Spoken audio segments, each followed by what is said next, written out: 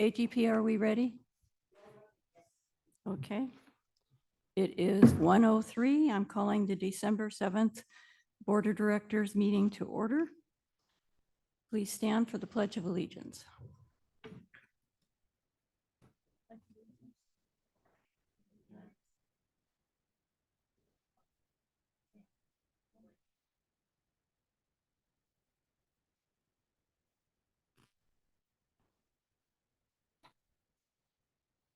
We do have a quorum. Mr. Hirsch will be giving us a report for closed session today. Mr. Hirsch? Yes, indeed.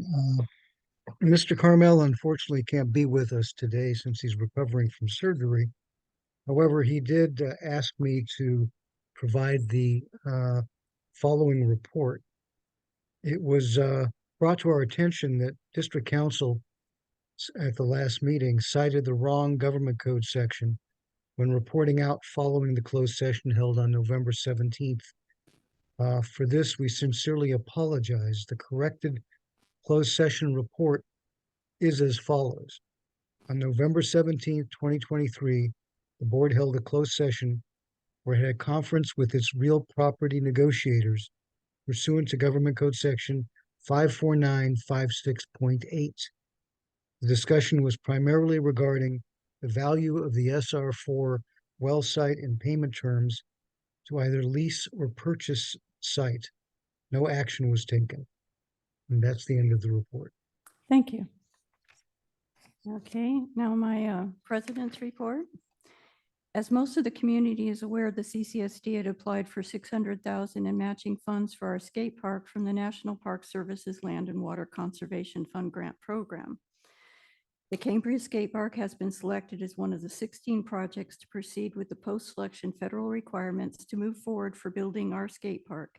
A big thank you to General Manager McElhaney, staff, Julie Amadei, Dick Clark, and Cambria Community Council, and all of the Cambria youth who worked so hard towards this. Mr. McElhaney, would you like to say what the next steps are for this grant? Yes, Madam President.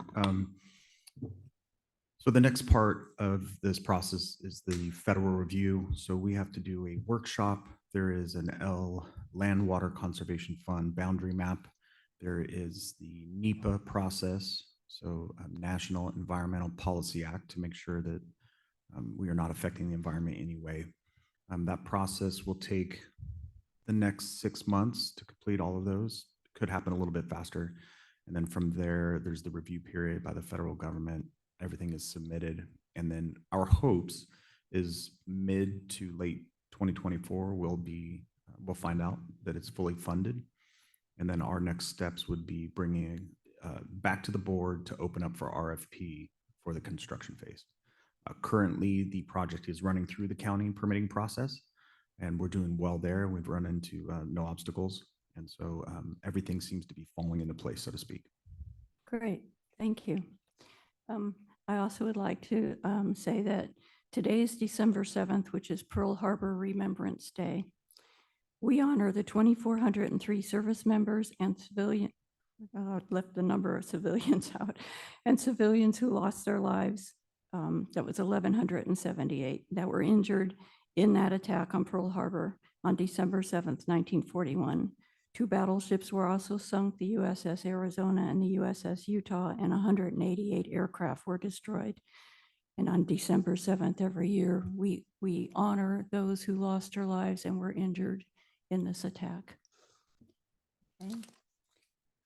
Okay, I would like to take this opportunity to thank the board for the honor of serving as president of the board in this past year. We have a good group here. We all get along really well, and we work together as a team. And I appreciate all the time that I have been able to work directly with the general manager and staff, and with our district council, and with the help of Vice President Gray, all the time that we've spent working on agendas and all of that. And I just want to say thank you for the opportunity that I've had to do this. And I'm not crying. I will miss it, but it is time So, okay, before we go to the election of officers, do we have any public comment on the president's report or on the report from closed session, since I did not take public comment on that? No. No? Okay. Yes, I believe there's something that the staff wants to do here. if you would indulge us, Madam President. Okay.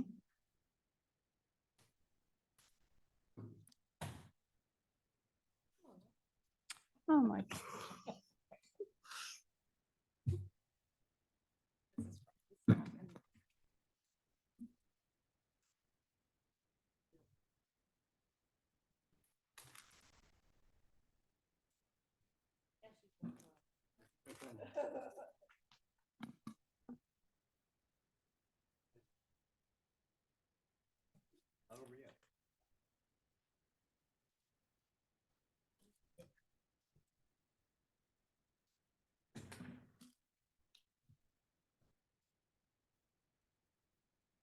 Oh, my gosh. Oh. Thank you. Director Farmer, are you trying to steal our thunder? There's a gentleman there at the. Oh, I'm sorry. It's all right. Madam President, we, on behalf of the staff and the board, wanted to recognize you for your outstanding commitment to the dedication to the community. And you've handled this position with elegance and grace, and we appreciate you. And so we have a plaque here for you. The serious part is on the front, and then I couldn't help myself. On the back, we put a quote from Director Farmer from the last board meeting. And I want to make sure that that was read aloud. Director Farmer stated, "I would like to evaluate our current but soon to be no longer board president, who is doing an awesome job. Is she perfect? No. But this is the most hardworking, committed, well-intentioned board president in a long time."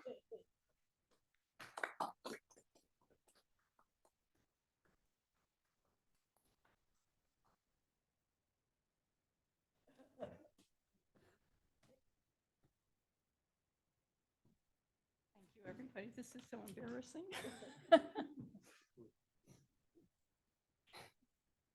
Well, there is one thing I never did quite get the hang of, and that's this silly timer.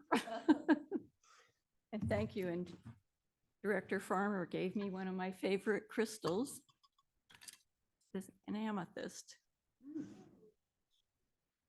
And it has a beautiful container that's got a gal, it looks like a fairy dressed in purple, which is also my favorite color. Thank you, everyone. I really appreciate it. Okay, this is really something. Thank you so much, everybody. So I guess I'm about to become soon to be former.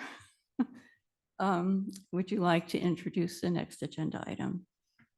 Yes, Madam President. Agenda item 1F.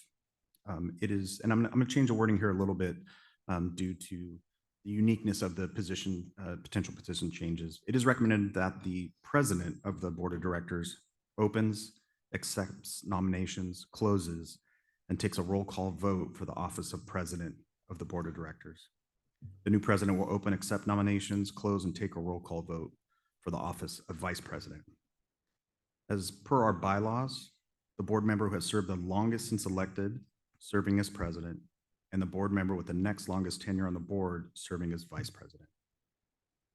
In the event that one or more board members are eligible to become president or vice president and were last voted into office at the same election, the open position shall first go to the board member who received the most votes in that election. And that concludes. Thank you. And it has been our policy for quite a few years now that the vice president is up first to become the president of the board due to the year of training that he has done in working with the president. Before I do nominations, I'm going to take public comment, and I have one public comment slip from Jim Webb. Mr. Webb.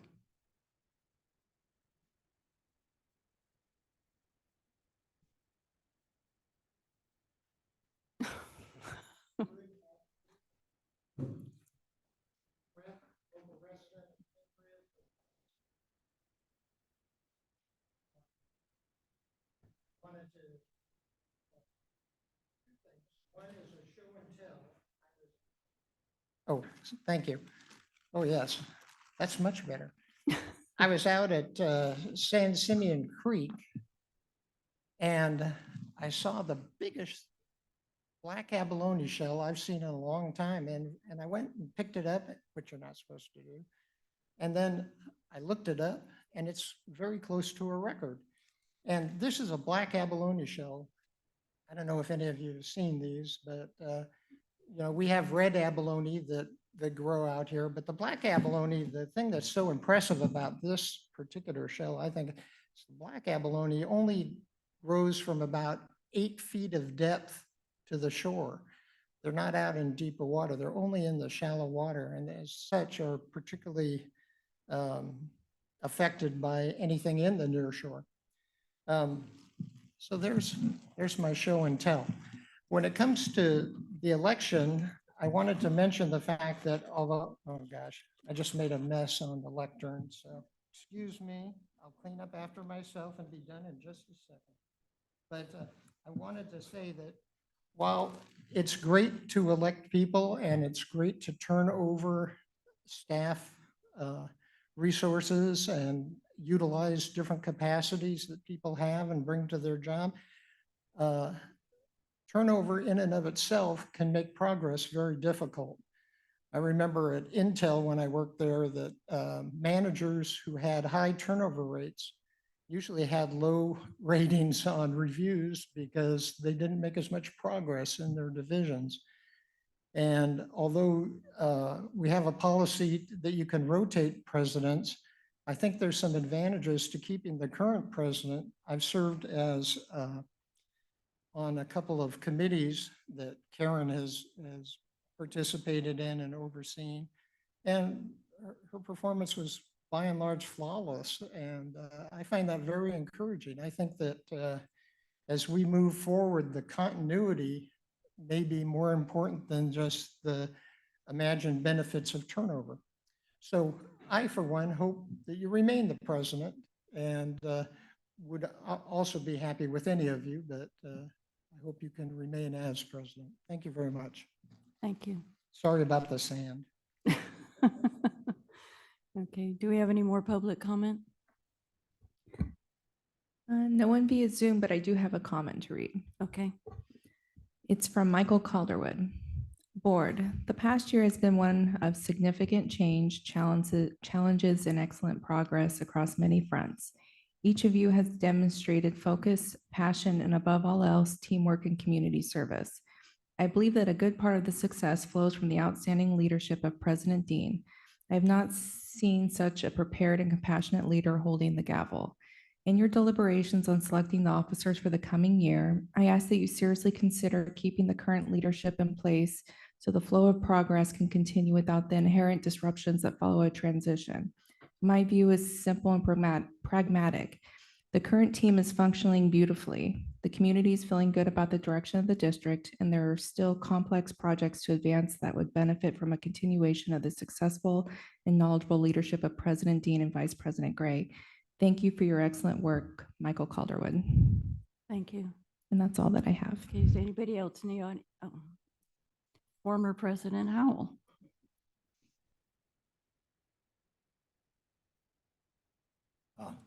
Thank you. My goodness. I didn't know quite when to make these comments, but in the view of what's been said, I think this is probably the best time. First of all, to publicly express my appreciation, and for those of our community who are not here, this board for this year has been a real pleasure to watch. The collegiality, the way that you all work together, and the way that staff works with you is truly impressive. And much of this does go to your current president, President Dean. But it's also, we mustn't forget that there's 5 of you, and it does take 5 here to make a good party, you know. And all of you have, in the way that you treat each other, and the way you treat us in the public, and the way that you treat staff has been very impressive. And I think that communicates to the community as a whole. This really is the only group, this is the only government that this community actually has. And so you are all public figures and your statements have great weight, although you might not think so. So I want to thank again, I want to thank you all on behalf of me and whoever else they would accept that I speak for them, and specifically to President Dean for her excellent leadership. However, I do wish to take issue with the previous commentators. I don't want to take a lot of your time, but while continuity is an important point, it's been my experience that the continuity is really a continuity that develops through the relationships of the board. I don't think it really is just one person. And each person brings their own perspective and their own set of talents. And I think that it's been my experience that these boards have benefited best and behaved and worked best and had the best effects when you do rotate the officers. There was a time early on before I took office when that did not happen. And it was a source of, became a source of conflict in the community. And it didn't really need to happen. So I wish to make a voice for, to congratulate everybody on their collegiality, but also to think that a change of leadership, because each of you have these unique talents and each president brings their own flavor to the operation. And it's good because no one person has the truth. And so the fact that you share the responsibility, the fact that one person may not be president today, but might be president in 2 years, makes a difference in how you relate to each other. So I urge you to pursue with the rotation, even though it is true that when you have something that's working, it's very tempting to not, you don't want to change horses in midstream. But in this case, I think we will all benefit as the more that the leadership is spread around amongst the 5 of you. So thank you for that. And thank you again, President Dean, and thank you, board, for all that you have done and are doing for us. You really spend a lot of time so that we can have water to drink and live in this very wonderful place, which couldn't happen without you. So thank you very much. Thank you. And this board works very well together as a team, and every decision we make and every issue we deal with is a team effort with the 5 of us and our absolutely excellent staff. So thank you. Do we have any more public comment? No. Okay. So the reason that I advocated for putting this rotation in the bylaws earlier this year is because I felt like everyone on this board during their terms should have the opportunity to serve as the board president. And I feel like it really is necessary to hold the position of vice president before becoming president, because it is kind of like a training session. And then also, I also feel that it's very important to serve on the board for a year before you become vice president, because it is a learning curve. You know, I served on quite a few boards prior to coming to this one and was president for more than half the time. But this is different. This is a governmental entity, and we make policy and make legislative decisions. And so it is a learning curve. And I have to say, again, I failed at one part of it, and that's this silly timer. I may have failed at other things too, but I did the best I could. And I really do appreciate having had the honor to serve on this board as the president. But saying that, it is my honor to nominate Vice President Gray as the new president.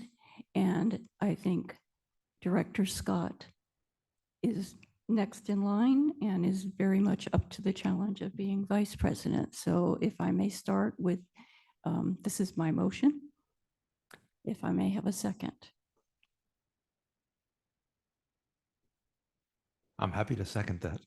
Okay. Are you willing to accept it if you are voted in? Okay. Yes, I am. May we have a roll call, please? President Dean, Aye. Director Thomas, Aye. Director Scott, Aye. Director Farmer, Aye. Vice President Gray. Aye. Okay, my motion was for both president and vice president. I think I kind of went against the recommendations of the Yeah. general manager, but I did think you? that still is in accord with the bylaws, though, isn't it? I think. it is. Yeah, it's still in so- accord. Okay, so that'll be we fine. need to change. I guess I need to go down there. Mhm. She needs to come up here and you need to come here. But before you do that, I'll have something for you.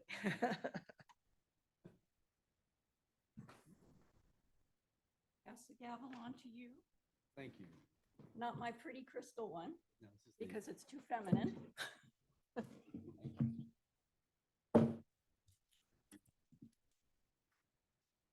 Ah, thank you.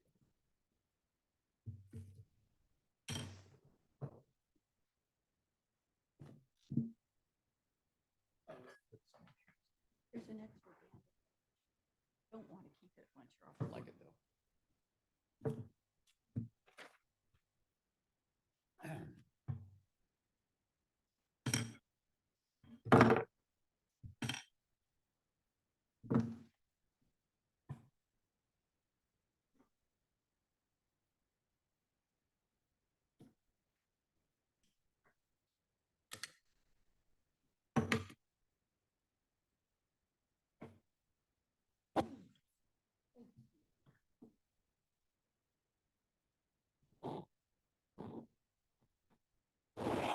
Congratulations, Deborah. Thank you so much. Okay. I just want to make a brief comment. I think that's my, we're still moving here. I want to make a brief comment. I guess the term hard act to follow really does describe Director Dean's performance in the past year. I'm taking the reins of a board that has been set on an extremely positive course, and thanks to her leadership, and thanks to the leadership that is, I think Mr. Howell made a good point, the leadership that is shared by all the members of this board, because we're all in a sense leaders here, and the fact that now Director Dean, or President Emeritus Dean, what do you want to call her, is sitting over there doesn't mean she's not going to continue to show leadership, not just in a formal way in her committee appointments and ad hocs and so forth, but just in her contributions to the whole board, all the board's deliberations. So we do work as a team, and that's one of the things that one of our greatest accomplishments is to solidify that process. And I hope to obviously continue in that vein and continue, what we're doing so well, which we all can take credit for. And I'm thankful for the good start I've gotten here from the board and from my former president. So we'll continue from there. This is my first time dealing with this timer. As Karen pointed out, it is a little challenging. She gave me a quick lesson in it today, which doesn't give me that much confidence, but just so everybody knows, just to review a little bit of the procedure, public comment is limited to 3 minutes per person on a given topic, on a given business item. The timing shows up here, and I'm going to be respectful of everyone's time who is here to hear people, to hear us, to deliberate, and I will be very careful to make sure everybody understands 3 minutes is the limit. And it's also a limit for written comment as is read. And so people who are writing in, be as brief as possible. And if the timer gives me trouble, I always have my stopwatch. So having said that, I want to continue. We're at item G, agenda review, which at the time, I believe anybody who wants to delete something from the agenda, we can't add anything, but to delete something from the agenda or to move something, can offer a suggestion here. I have none myself, but I'll go around to the rest of the members of the board. Any suggested changes in the agenda? Okay, thank you. Does this require, I guess I should ask, does this require public comment, this item? I wouldn't think so. Good. Next up is board member communications. Any member of the board can make an announcement, report briefly on his or her activities, or ask a question for clarification. These are not times for discussion, but these are times for sharing of information that might be useful to us in a general way. Vice President Scott. Thank you. Let's see, Sir President. Thank you, President. President Gray. Gray. President Gray. Okay. Whatever. So I want to make sure, even though the motion didn't say Deborah Scott, that I still am Vice President, right? I think she said Director Scott. Oh, okay. All right. Well, thank you. And this is a tremendous honor to be able to serve not only the community, but also the board and the staff. And so I appreciate the vote of confidence. The other thing I want to say is I have one of my policy committee members here, former President Howell. Mhm. And that committee has done an immense amount of work lately. And at the next board meeting, we will be looking at different policies that are being brought forward. And so I look forward to having you here to support me when that does happen. Thank you. Any other board member comments or communication? Oh, yeah. Director Thomas. Thank you, President Gray. I would be remiss if I didn't make a few comments about our outgoing president, our incoming president. I wouldn't be on this board if it weren't for Director Dean. The leadership she showed when I first joined the Resources and Infrastructure Committee, the work she put in, and watching her performance on the board throughout this time, the hard work, the preparation. When we get to the topic today about the intent to serve letter on the restroom, look at that history of interactions that's taken place, the research, just that level of effort has been phenomenal and really inspires me and sets the bar high. So thank you for setting that bar high. And, I just, I learned way back in Scouts that everyone takes a turn. Absolutely. All right. Everyone on the patrol takes a turn leading. Everyone takes a turn cooking the meal, making the breakfast. And, and I think we learn from that, we build from that. And that is one way that we show how we value diversity, is that everyone takes a turn. And I'm excited to see what's coming up this year. Yeah. Thank you. I think Director Dean, you had light is on, or was it on? I had it on so I could confirm what Vice President Scott said, that it was part of the motion. That's Okay, why. good. Yeah, thank you. And Director Farmer. Thank you, President Gray. So I just want to make a comment with regard to President Gray, and he and I haven't always seen eye to eye on certain issues, like here in the community or here on the board.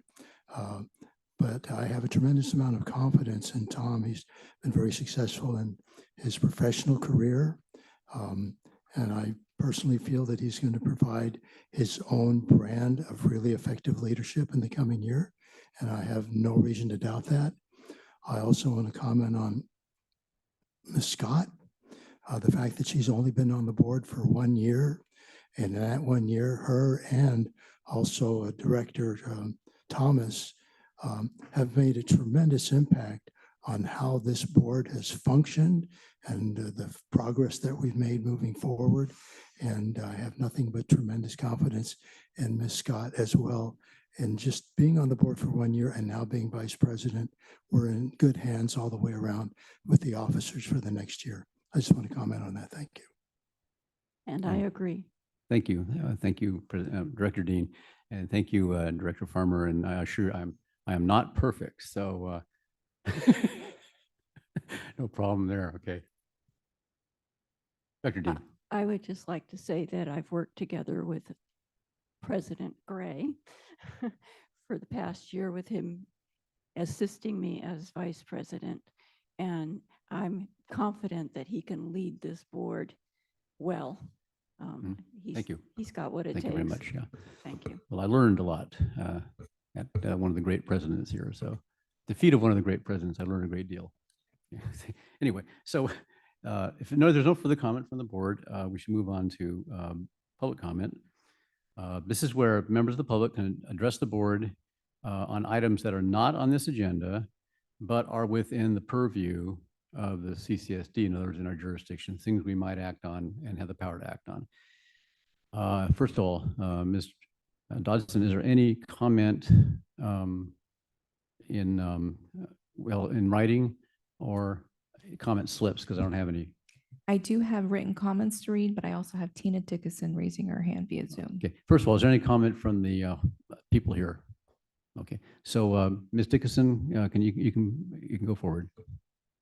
Thank you, President Gray, and congratulations. Thank you. Yes, I do have something that I want to bring to the board's attention, and that is this evening, San Simeon Community Services District will be holding their board meeting, their regular board meeting at the old Cambria Grammar School, Center for the Arts at 1350 Main Street. There's a significant item on that agenda, and I'm going to read from their agenda. Item B1, discussion and direction to staff to initiate the process for divestiture of water and sewer services provided by the San Simeon Community Services District, or alternatively, the dissolution of the district. In the paragraph underneath that summary, I want to quote from that as well. As part of an overall evaluation of services and operations, the San Simeon Community Services District has requested information regarding the procedures and actions either for dissolution of the district or divestiture of some of its services to another agency. It doesn't cite at this point which agency, but in my mind, the closest agency that would be able to take care of that would be our own agency, the Cambria CSD. So I am not saying that's what it is. I'm just reading from the agenda, but I would have real concerns of our district taking on anything more than they already have in front of them. So I just wanted to raise this issue. They're having a meeting this evening and anybody can attend, I think either by Zoom or in person. But this is something that could, I think we're sort of being pointed to. And I certainly would oppose this. We have enough to deal with here in Cambria, a full plate. And so I thank you for the time to mention this. Again, it's tonight, it's at 6 p.m. at the old grammar school at the CUSD meeting room. Thank you. Thank you. Any more comment? Any written comment? Now we have Dennis Duchek via Zoom. Okay. Mr. Duchek, please continue. Hi, thank you. Can you hear me okay? Yes. Great. I am traveling, so I apologize for the potential background noise. I want to also say I've been just amazed at former President Dean's service over this last year, and I applaud her for her amazing effort. I would like to read an excerpt from a note that I sent on the 27th to on November 27th to David Aguirre through the CCSD website. And what I said is that I'm now a full-time permanent Cambria resident in the Oak Terrace Mobile Home Park on the north side of Santa Rosa Creek. As you are aware, the lower row of homes here were flooded this past spring when the creek pushed northward based on my inspection yesterday of the south bank of the creek. It is clear that downed trees, debris, and rampant overgrowth along the south bank of the Santa Rosa Creek are and have been a significant contributor to the home's flooding situation. Many of the huge tree trunks that have been left along the south bank are recent, this year or within a few years. while others appear to have been down for many years. None of the longtime residents to whom I have spoken are aware of any efforts by the CCSD to address the flooding issues or stream bank maintenance. There are other drainage issues that could be addressed to reduce the flood risk and hazard and to improve the public safety while respecting the value of the preserve. Please meet with me to discuss these issues and work toward a win-win solutions for the environment and the community. Since I live across the street from CCSD offices, I can usually adjust my schedule and meet on short notice. I forwarded this to Director McElhaney, General Manager McElhaney, and he indicated he would get on it. I haven't heard anything back from him yet, but I would like to bring this to the attention of the board and see if the board can take some action to move this forward. Thank you. Thank you. Any other comment? No one else via Zoom, but I do have written comments to read. Okay, please. The first one is from Anita Miller. Dear CCSD, we hope that you enjoyed another long weekend. Veterans 4-day weekend and recently Thanksgiving 5-day weekend. I cannot think of any other federal, state, or local employees that are enjoying such benefits. Perhaps you can enlighten me with a few. It has come to my attention that your finance committee should look into the fact that there is obviously not enough work for the staff you have. Recommend either paying employees for the actual hours they work, or perhaps you should consider cutting back as other companies have done to remain solvent.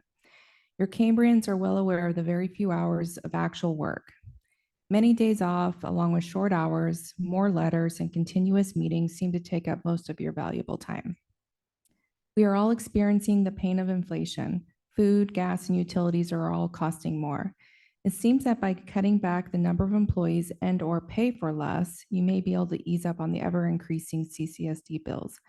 I would appreciate receiving a list of all employed by the CCSD with the wages and hours. Perhaps I am mistaken about the opportunity to look at the budget with savings being a priority. Many of our local friends and neighbors have voiced similar concerns. I respectfully submit this letter and look forward to a response. Anita. The next written comment is from Christine Heinrichs. I bring to the board's and the public's attention this evening's San Simeon CSD meeting, 6 p.m. in person at Coast Unified Boardroom at 1350 Main Street and on Zoom. Item B1, after the board returns from closed session, concerns dissolving San Simeon CSD. The San Simeon CSD has been in disorder for a long time. Representatives from the local Area Formation Commission and County Supervisor Bruce Gibson will attend. San Simeon's disarray may affect Cambria. I suggest that all board members may wish to attend, including the board's liaison to San Simeon, Director Scott. The staff report outlining the steps that may be taken and the Zoom link are posted on San Simeon's CSD's website. Thank you, Christine Heinrichs. The next written comment is from Jim Willis. My name is Jim and I own a home in Cambria. My comments or questions are denoted below. 1, realtors are posting for sale signs on lots for sale, which simply read on water list, or in a few cases, the signage will actually denote a water list number. Usually flyers actually give the water list number. 2, however, my latest inquiry from a realtor was cryptic. Although the signage did not denote the water list number, the flyer did, as the latter was mailed to my Cambria address. I researched the property, water list number, and then I contacted the California Coastal Commission, the county, and the city offices that had knowledge of the process. To the person, I was told that the number on the water list was unlikely to be activated for another generation or 25 years, or words to the effect that years would pass before that water list number was not going to be permitted anytime soon. I'm not fully disclosing the water list number in this comment because I don't want to identify the realtor. 3, of course, the government official position was that all the entities will honor their responsibility to serve the people who bought property once upon a time in good faith, believing one day their water meter list number would be activated regardless of the reality. 4, now this is the crux of the question. Should realtors disclose facts as opposed to officious positions? My position is this. Understanding the California Coastal Commission, the county, and the municipal entities are not overseers of realtors, is that agents must have an implicit duty to be transparent. If they have read the studies on the reclamation project or the desalination project or the stream flow study, They would certainly be obligated to share their research. The fact not in dispute is that Cambria is at 0% growth for reasons that are clearly delineated in even studies. Of course, there is more research to be conducted.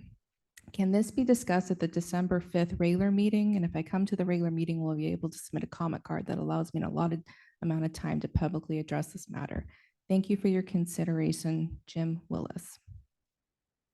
And I have 2 written comments from Linda Prentice. Would you like me to read both? Please. Okay. The first one states, I have been paying land taxes for over 10 years and cannot build on my gorgeous lots on Norwich. So I am asking the board that since I am using no services, why do I pay the same high percentage taxes as residents? Couldn't you put a reduction cap for those of us who are not using any of the city services, such as driving on your blacktop daily, using your water that I also pay an annual fee to keep my under 100 water hookup number? Actually, I don't even visit the land anymore. At 75 years young, I've almost given up on being able to live here. Thank you, Linda Prentice. And her second comment states, please allow up to 100 new water meters to be approved that are on the water meter list to get building permits. I have been paying tax to the city for 10 plus years on my 5 lots on Norwich Avenue, and I really want to live in your community. Please, I'm 75 now and probably only have about 12 years to do so. Thank you. And that's all that I have. Thank you, Ms. Dodson. So moving right along, does anybody from staff want to, if anywhere with or any questions or raised in those letters or in the comments, does anyone on staff have any wish to respond to any of that? I don't see any, but briefly, in terms of questions. I don't think so, but I did want to let the board know that I did respond to Anita Miller's request, and I treated that as a public records request, which I did forward on to every one of you. Good, thank you. That reminded me, President Gray. What? There were so many comments that I was trying to figure out. I just wanted to comment on that. In defense of staff, our staff works really hard, and those holidays are commensurate with other public agencies. We have streamlined our administration staff and cut several positions, providing savings. And I'm just going to go to bat for our staff, as they're some of the hardest working staff, and we ask a lot of them, and they put in a lot of hours. So thank you. Thank you. Director Dean. May I ask a couple of questions about the comments? Yes. Okay, 2 things. A comment was made about the brush and the trees and the flood issue along the creek behind the mobile home park. It is Fish and Wildlife's responsibility, or at least we have to get their permission to do anything with any of the vegetation within a certain distance of the creek. Is that correct? We can't just go do something. Yes, Director Dean, and Mr. Geary is working with Fish and Wildlife. He's even reached out to the Coastal Commission. He's doing his due diligence. It's a lot of work in there. And what I've been told from Mr. Geary, very similar to the work that we did in Van Gordon Creek. So a lot of the same rules apply to what we did in Van Gordon Creek, and it would not be an inexpensive project to go in there. Even though it probably needs to be done, there's a lot more work that needs to be completed to even bring something packaged well enough for the board to consider. Okay. And if I may ask Yes. one more question, we have no control over what property taxes are being charged on a parcel. I believe that's up to the county. Yes. I do recall in the past that someone told me they were able to contact the county themselves and get a reduction on the tax because of the long wait for getting an intent to serve letter. I don't know if that is still the case, but perhaps the commenter can check with the county. And assessments are all appealable. You can appeal an assessment. Thank you. Thank you. Thank you. If there's no further public comment or questions about public comment, I'll move on regular to, wait. Oh, sorry, Mr. Thomas, Director Thomas. Thank you, President Gray. And just wanted to share that in my 40s, I played on an indoor soccer team. And just for fun, we called ourselves the Slackers. And it was sort of the mutual agreement, because we were a work group, and we were a hardworking bunch. And I just wanted to say, from my observations, there are no slackers on the CCSD. I've been so impressed by the work ethic. So I've just I felt compelled to share that my impression is that this is a hardworking, dedicated, and thoughtful staff looking for ways to better this community. Dr. Farmer. Well, I'll just piggyback on the comments that have been made with regard to our staff. It's not unusual to get an email from one of our staff members at 7 in the morning, to not get an email from one of our staff members at 9:30 at night, and not to get an email or a text on the weekend. I mean, these people put in a lot of hours and they do a very good job. And I envy the time off that they get, but that's the way it is. And as General Manager McElhaney said, we're not the only public entity that gets that kind of time off, and that just happens to be the way it is. And 2 thumbs up. All of us board members know how hard these folks work. That's all I have to say. Okay, thank you. Yeah, I'm just getting in practice looking at the lights. So if I don't call on you, you have your light on, just wave or something. I'll get the hang of it pretty soon, hopefully. Now I want to move on to regular business. The first item of which, 4A, is the review of the standing committee chair and liaison appointments.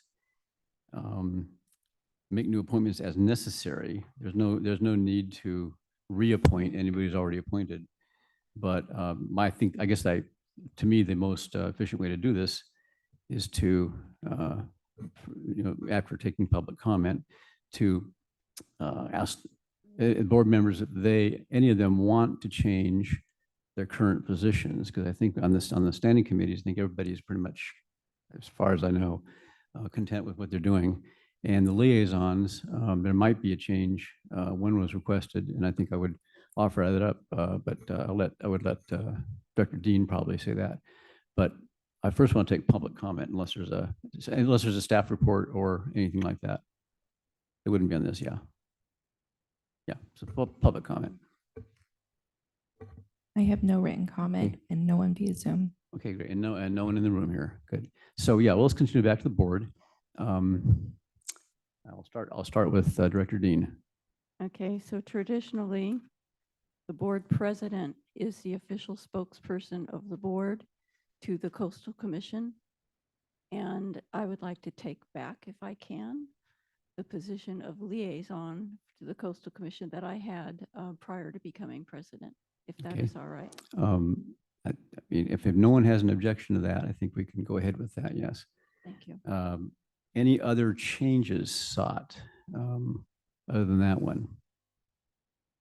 I would entertain a motion to confirm the current assignments on both standing committees and liaisons, with the one change that the Coastal Commission liaison switches from me to Director Dean. I can entertain a motion on that. I'll make a motion. Director Dean so moves. And I'll second that. It's been moved and seconded that we confirm the assignments with the one change of Director Dean taking over the liaison of the Coastal Commission. A roll call, please. Director Dean. Aye. Director Farmer. Aye. Director Thomas. Aye. Vice President Scott. Aye. President Gray. Aye. Thank you.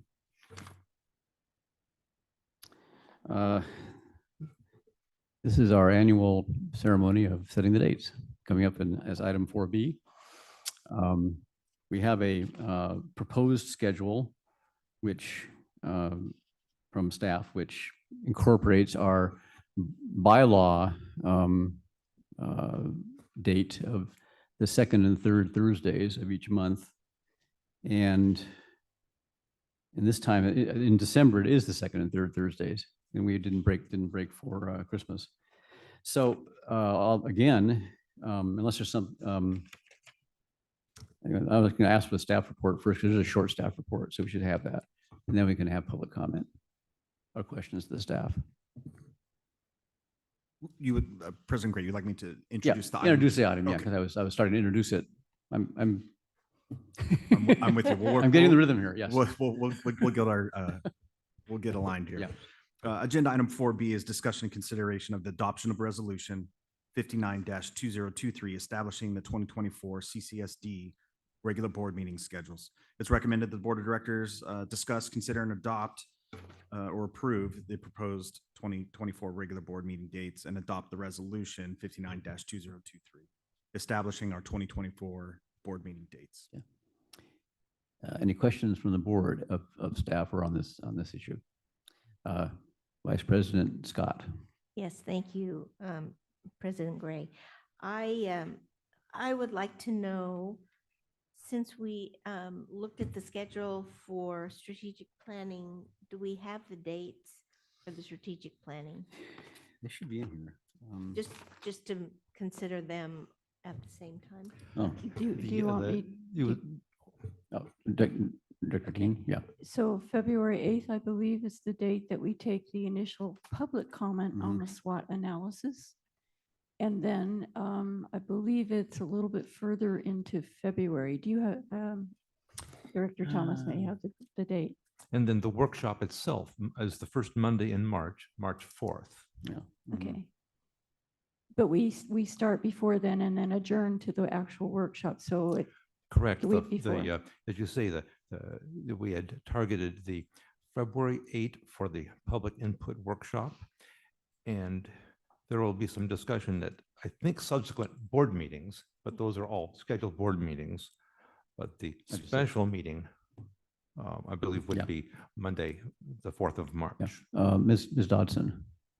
Yes, and I believe there's the February 26th meeting in between. So we take public comment on February 8th. We're holding the special meeting on February 26th, and we'll be adjourning to an all-day workshop on March 4th. This is the regular meeting schedule. So Yes. it'll be the February 8th meeting is a regular meeting at which initial comment will be taken on the strategic review. But the strategic review meetings are going to be scheduled independently of this, as I understand it, right? Yeah.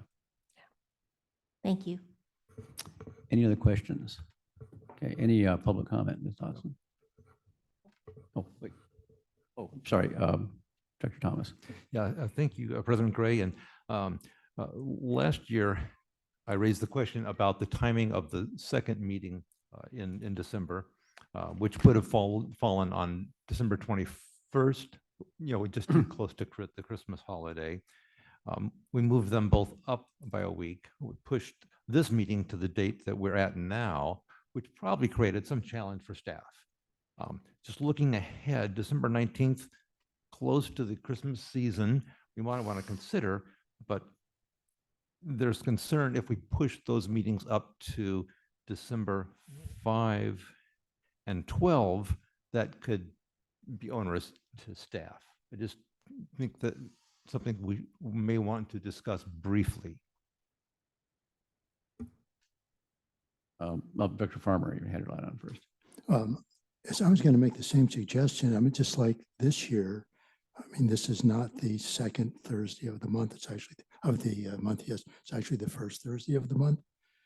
I think what concerns me with regard to November 21st, and if we moved it to December 5th, that's only 2 weeks in between. That's only 2 weeks in between the two meetings. I don't know how practical that is with regard to the obligations that staff would have. So that would be my main concern. But then again, going till the 19th, that might be awkward as well. So we're kind of between a rock and a hard place there. Maybe just have one meeting in December.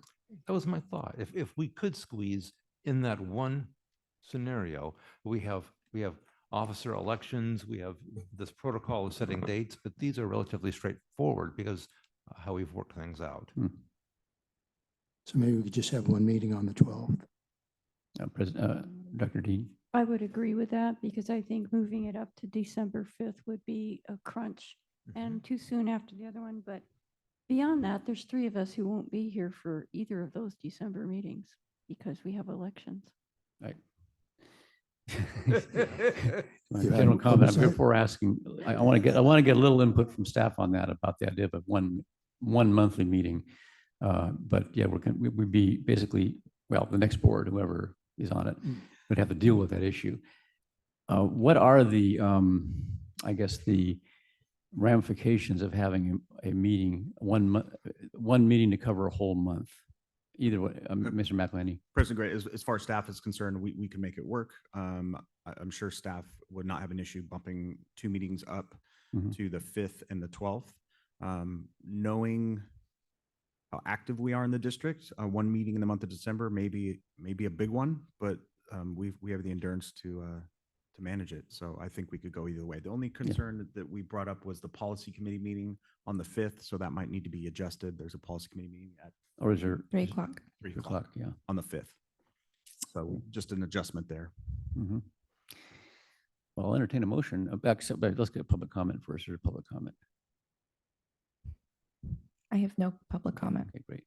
Yeah, I guess we should have a motion on the floor so we can see how it goes. Thank you, President Gray. And then I'll move that for the month of December of 2024, we have only 1 board meeting on the second Thursday, the 12th of December. Mhm. I second that. Okay, it's been moved and seconded that we adopt the schedule with one change, that the December meetings, 2 December meetings are become just 1 meeting. December 19th meeting is eliminated. And And can I say why? yes. you may. Okay, because if something happens and we need to have another meeting, we can always call for a special meeting. Right. Mhm. May I? President Gray? Yes, you may. I'm sorry. The motion has to be voiced as adoption of a resolution 59-2023, establishing the 2024 CSD regular board meeting schedule with the exception, with the change that December No. would be 1 meeting. So Director Thomas, would you want to restate the motion in that form? I would be happy to simply second the motion as. Well, now we're getting Director Dean confusing has- here. But, Well, but. why so don't you- who made I the will- motion to yeah. begin with? Yeah, you should make the motion. You should just restate it. Yeah. Adopt the amendment. Yeah. I'll restate the motion that we adopt Resolution 59-2023, establishing the 2024 CCSD regular board meeting schedule, with the exception that we'll have 1 meeting in December on the 12th. Thank you. And the second, you concurs. Yes, Okay. I'll So second. we seconded that we adopt resolution 59-2023, establishing the 2024 CCSD regular meeting schedule with the change noted. Can I have a roll call, please? Director Thomas, Aye. Vice President Scott, Aye. Director Farmer, Aye, and I just, well, I had my light on, so I'll wait till we go Oh, through. I'm sorry. Through, it's not a problem. So aye, and then I'd like to speak afterward. Director Dean, Aye. President Gray. Aye. And Director Farmer. Yes, thank you, President Gray. I just wanted to mention that for a long time, we just had 1 meeting a month. And yes, sometimes the meetings really seem like go on, I don't want to say forever, because forever is a long time, but sometimes those meetings would last, it would be somewhat demanding on staff as well as the board members, but I think we can do that for Yeah. just one time. Thank you. I have a quick question on that for staff. Is it possible on that day, on the meeting day, to have a meeting start in the morning? I don't know, Absolutely. you're not planning that far ahead, but as a general rule, could you start a meeting in the morning if it was going to be an all day, of 1 month, once a month meeting? Yes, President Gray, we can Okay, make thank that you, happen. thank you. But the only thing, a caveat is we would make sure we have to coordinate with AGP to make sure they can get in early enough to set up all the equipment and Yeah. things of that Okay. nature. Director Dean. Okay, so the motion we passed was for it to be at 1 o'clock. Yeah. So if you're going to do it at a different time, it will need to be called as a Right. special meeting at Right, that exactly, point. exactly. I'm not suggesting we do that now, but if we ever, if it looks like it's going to be a very long agenda, we'll always have that option of converting to a special meeting. Yeah, yeah. Moving on now to item 4C. I would do want, this is the discussion and consideration to approve an agreement for consultant services with CSG Consultants for Fire Protection Plan Review Services. I turn this over to staff for presentation. Thank you, President Gray. Mhm. Agenda item 4C is discussion and consideration to approve an agreement for consultant services with CSG Consultants for Fire Protection Plan Review. This consultant services is a change in the way that we're doing business as staff when it comes to plan reviews that typically had been done by the fire chief and fire chiefs of past. Some of them were a little more familiar with plans review. They had taken some courses in plan reviews. The ordinance allows for the fire chief to oversee that. But as we've had some change in leadership, we have a new interim fire chief who's a little more focused on other areas within the district when it comes to evacuation planning and things of that nature. So what we've now done is to actually consult with a plan reviewer that is going to take over all of those responsibilities. The other fire marshal type responsibilities, business inspections, things like that will still follow under the purview of the fire department and the fire chief. But as far as plans reviews and additions, expansions, whatever it may be, those plan reviews will be handled by the consultant. As far as the fiscal impact, there's no fiscal impact. Those costs of the plan reviews will be passed on to the consumer who is making those remodels adjustments. Thank you. Any questions from board members or staff?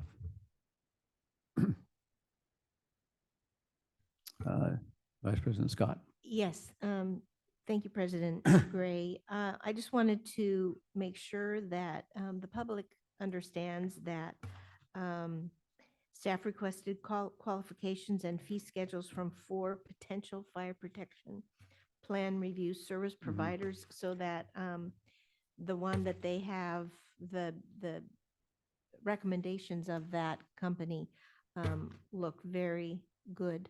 Thank you. Dr. Dean.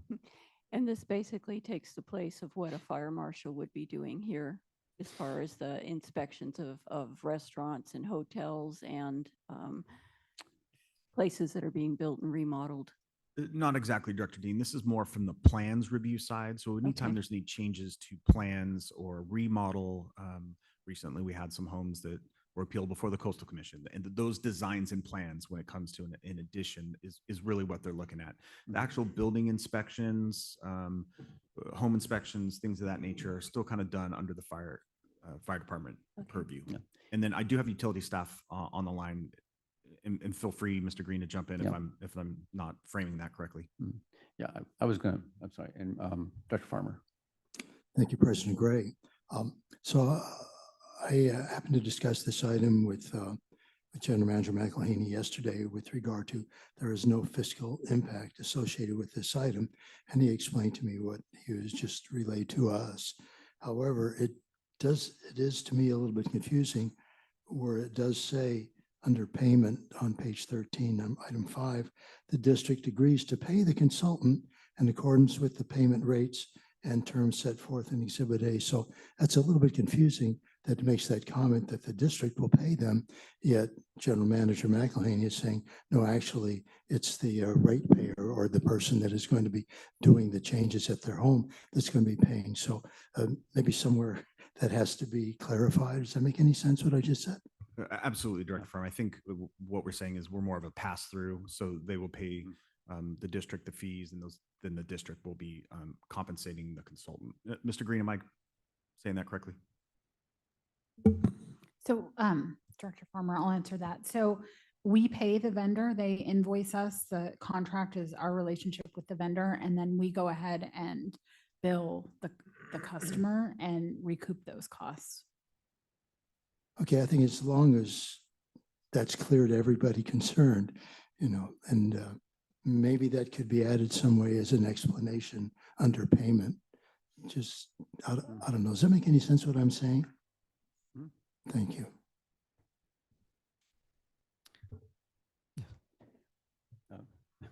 Dr. Thomas. Yeah, thank you, President Gray. And a couple of things. And to me, this is another brilliant strategic move by the district. To contract with the premier company in this industry that does hundreds or thousands of these plan reviews will, in my opinion, give Cambria a higher level of confidence that whatever developments take place, remodels are done responsibly. And there is, clearly a difference between the skill sets to fight fires and keep us safe from urgent issues, which our fire department excels at, and the long-range planning aspects of considering plans and reviews. There are different skill sets, there are different interests, and this doesn't prohibit our fire chief or staff from doing these reviews. They can at any point. It gives us that latitude. And Director Farmer, regarding the fees, I think the plan is that rather than make modifications every month to the fee schedule, that we're going to see a revision to the fee schedule early next year, and that will reflect terms that pass that cost on directly 100%. Because if we read the fee schedule right now, you'd say, it's a flat $350, and how are we paying an hourly rate? They don't match, but I believe the plan is that they will match on the next revision. Anyway, staff want to comment or respond to that? Because Mr. McElhaney. Yeah, Mr. President, President Gray. We are doing a district-wide fee update, and so right now there may a little bit of difference in fees where we maybe the district for the meanwhile over the next month or so until we do that fee update. There's some cost that the district may eat in terms of the difference between what the vendor is charging us and what our fee schedule is. We wanted to update all the fees at one time, but these plans start to back up and it starts to affect our citizens as far as getting some of these plans reviewed and completed and then move on in the process. So these fees will be updated district-wide very soon. Thank you. Is there any more questions? Any more questions from the board members? Yeah, Dr. Dean. If we're ready for a motion? Well, I asked for public comment. Oh, okay. Yeah. I thought we did. Sorry. Did we ask for public? I think we did. Didn't we ask for No. public? No, we haven't yet. Okay. Tina Dickinson. Okay, Tina, Ms. Dixon. Sorry. Please Yes, proceed. thank you very much. I think that Director Farmer raised a very good question. To say that there's no fiscal impact, and then to have Ms. Fritz in her explanation, where it would seem rather convoluted the way this is done. You can't put that out, no fiscal impact, and then say, well, actually there is a fiscal impact, but it's done this way and that way. It needs to be stated very clearly. And I think that it should be changed. I think there should be a change made in the language that says no fiscal impact and made very clear for the board's sake, for the public's sake, for staff's sakes, and for anyone who is engaged in this process. Thank you. Thank you. Any other comment? No. Okay, great. I will entertain a motion now. Okay. I move that we approve the agreement for consultant services with CSG Consultants for Fire Protection Plan Review Services. I have a second. I'd like to offer a friendly amendment. Okay. Please proceed. Yes, what I'd like to state is that in addition, that the fee schedule will be updated prior to January 31st. That we'll have the opportunity to update that before January 31st. Director Scott, I would be remiss if I told you we'd be able to get it completed by that time. We have been working with Mr. Alex Handler for the past month and a half. It's a very extensive process to update all these fees and do it the correct way. We have targeted. I would like to say March. Okay. We're chipping away at this every single week. Then on the record, we need to say that there probably will be a fiscal impact. So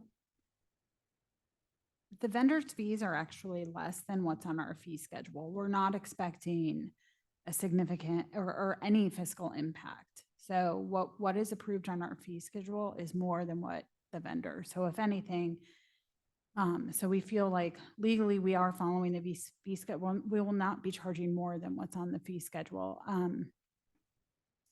The contract itself is our relationship with the vendor. So I don't believe the contract can be amended to include what our internal process is for recouping those costs.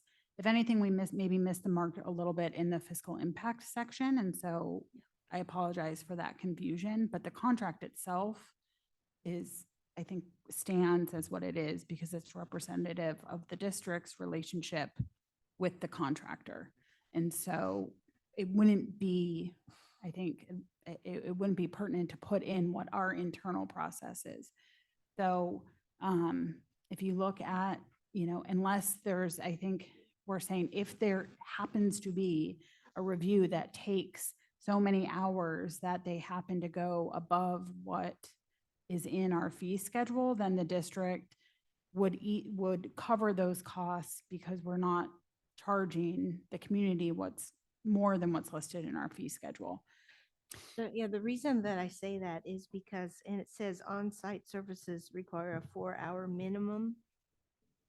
And so fire plan review is 135 times 4 is more than $350.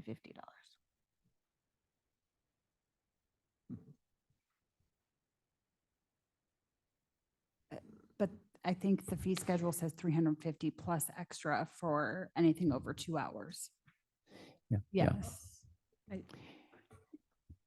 And we're still working on a second. So, Yeah, so I'll go ahead and second as stated. okay. Thank you. It's been moved and seconded that the board approve the agreement for consultant services with CSG Consultants for Fire Protection Plan and Review Services. Could I have a roll call?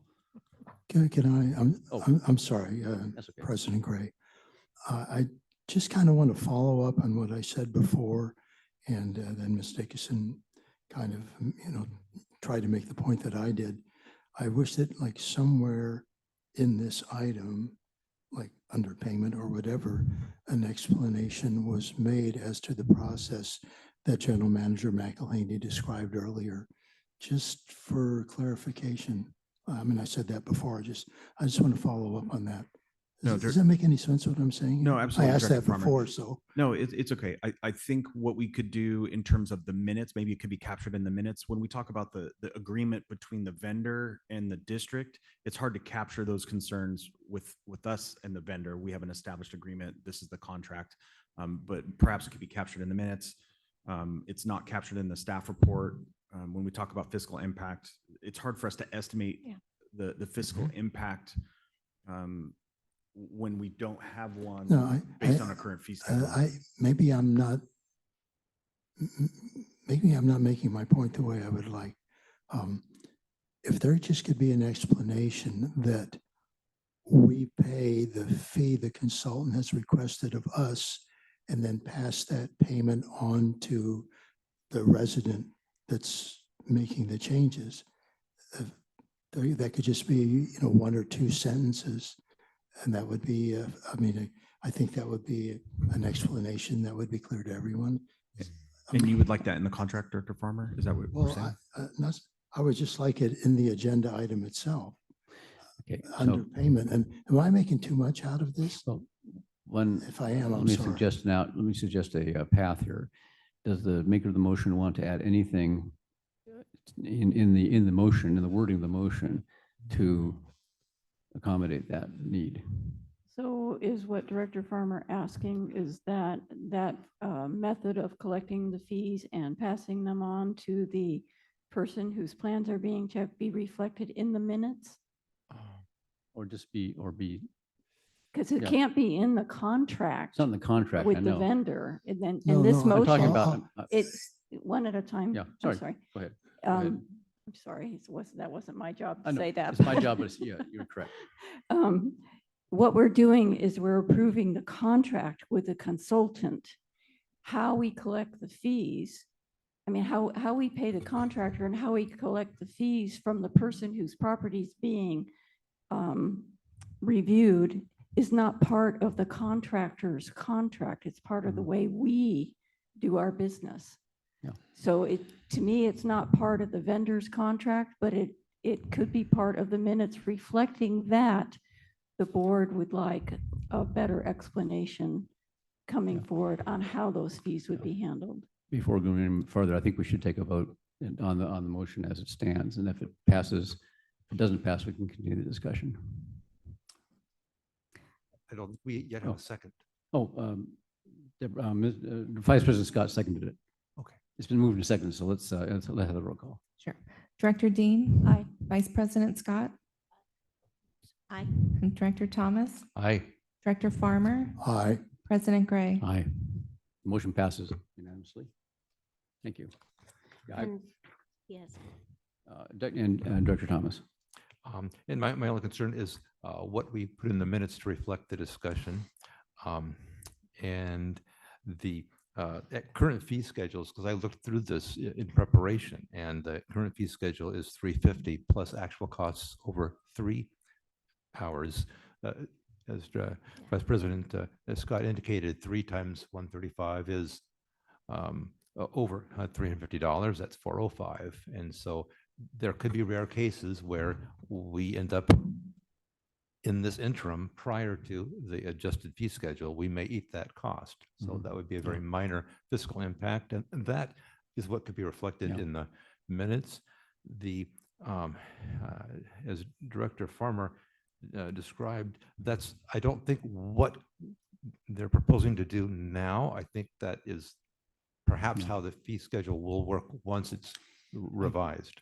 I think we've given guidance to Ms. Dodson, I think, and we can reflect to see, we can, coming, when we approve the minutes for this meeting, we have a chance to make sure that those are accurately describing what we, I think, are saying here.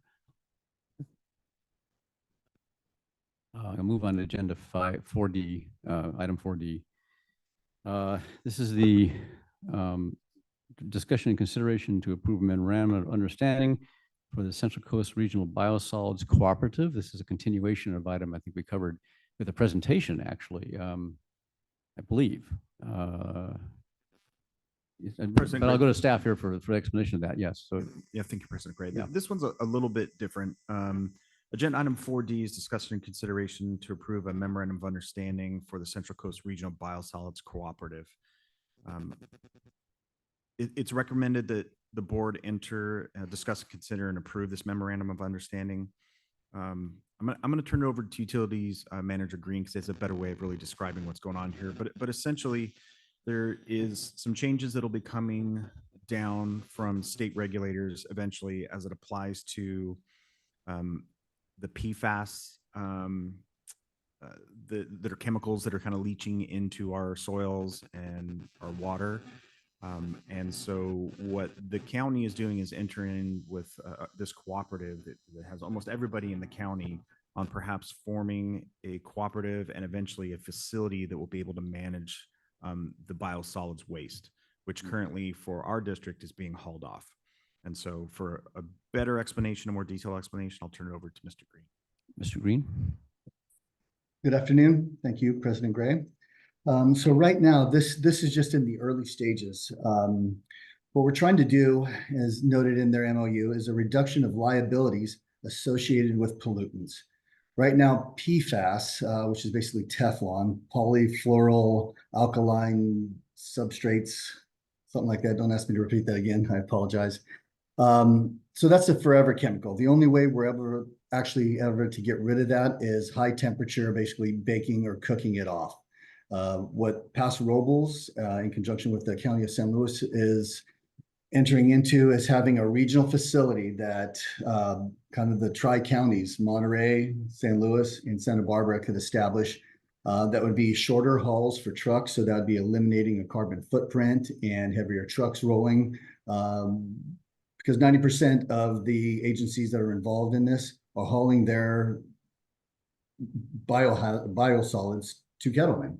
So having a regional facility would alleviate a lot of those truck trips, again, a lot of that carbon footprint. And this would be a treatment facility that would take care of this. So as noted in the MOU, this MOU recognizes that no party shall be bound to any action as a result of this MOU at this stage. So this is just saying, hey, we're interested in this.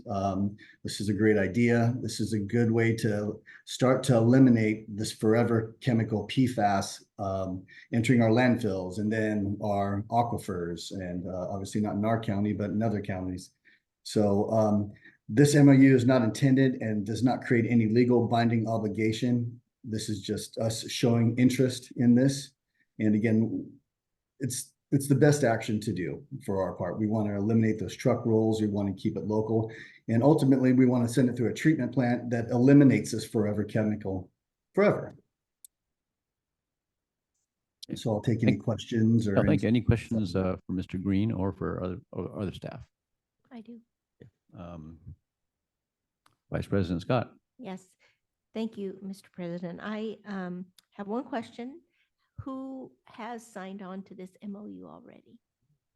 I'll give you the list. You have Morro Bay, Cayucas, South San Luis Obispo County Sanitation District, Avila Beach, San Miguelito Mutual Water Company, Templeton Community Services District, the San Miguel Community Services District, and obviously Paso, City of San Luis, Santa Maria, the City of Atascadero, and the county and city, if I didn't already state that, for San Luis Obispo. Thank you very much. Thank you. Dr. Farmer, your light is on.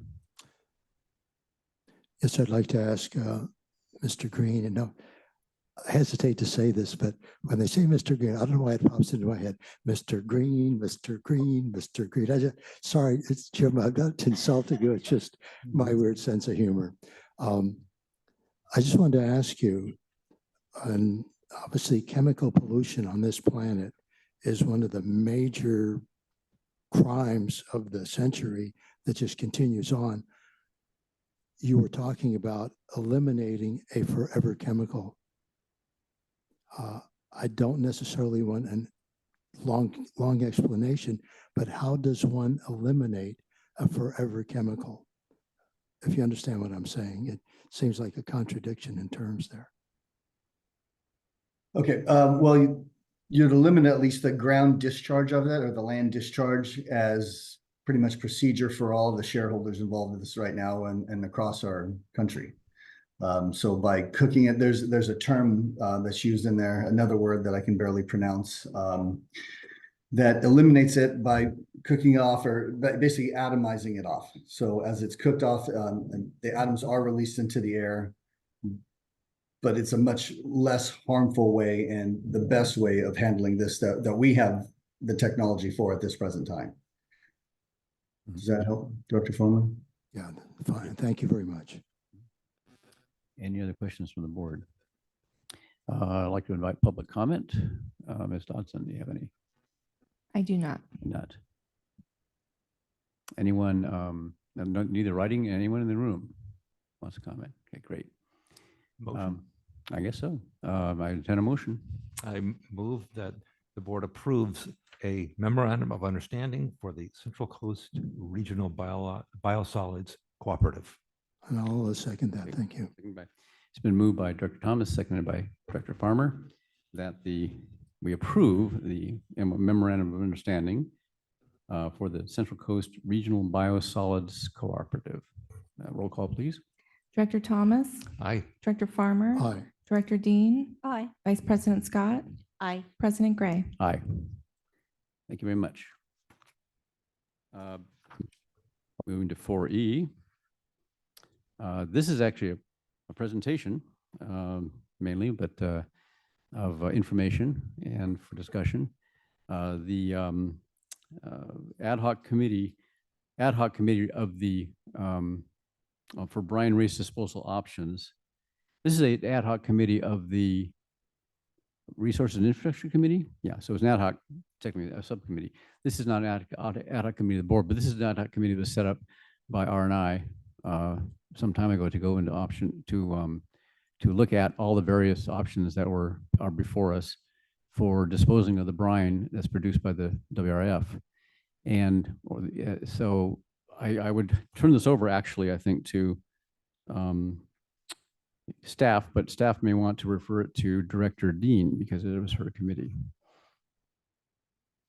Okay. Yes, President Gray, I'll introduce the item and Yes. And then I'll turn it Right, over thank you. to Director Dean and then to Mr. Webb, I assume. Here. Yeah, Mr. Webb is still here, I think.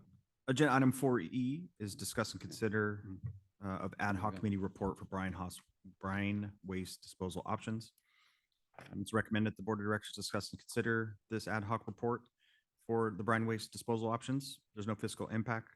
On March 13th, 2023, the R&I committee consisting, or ad hoc committee consisting of Mr. Webb, Mr. Sieber, and Mr. Williams were tasked with researching brine waste disposal options, including zero liquid discharge, along with working with the utilities manager. And they do have the report ready, and I can turn it over to Director Dean for further clarification. Okay, Just to present, yeah. Go ahead. Okay, so this was an assignment from the strategic plan under the getting the CDP permit for the WRF. We were tasked with working with the general manager, department manager, and forming an ad hoc committee to look at past and potential brine waste options, including the zero liquid discharge. And I think 2 of the ad hoc committee members who started out being here have since disappeared. So basically, what you have here is a list of all of the options that have been looked at the past, what the pros and cons of each of those options were, and looking at them moving forward. We did not form any recommendations. We are just giving the pros and cons of each of these options.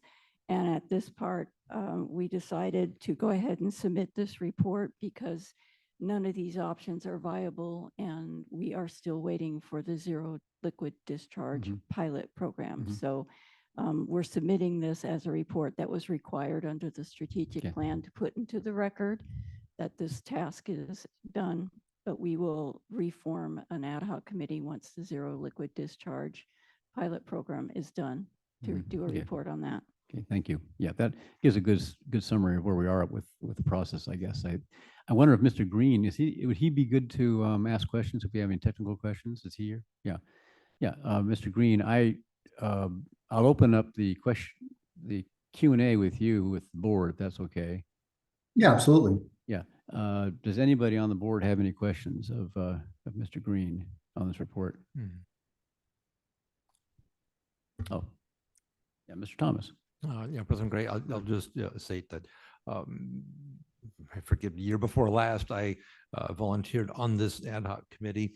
We hadn't taken it very far when we had the election, and I just want to say I'm thoroughly impressed. I think this report accurately reflects all of the options that are available and fairly indicates the pros and cons of each, and is something that when the time comes, we can use going forward. And I agree that this task is complete.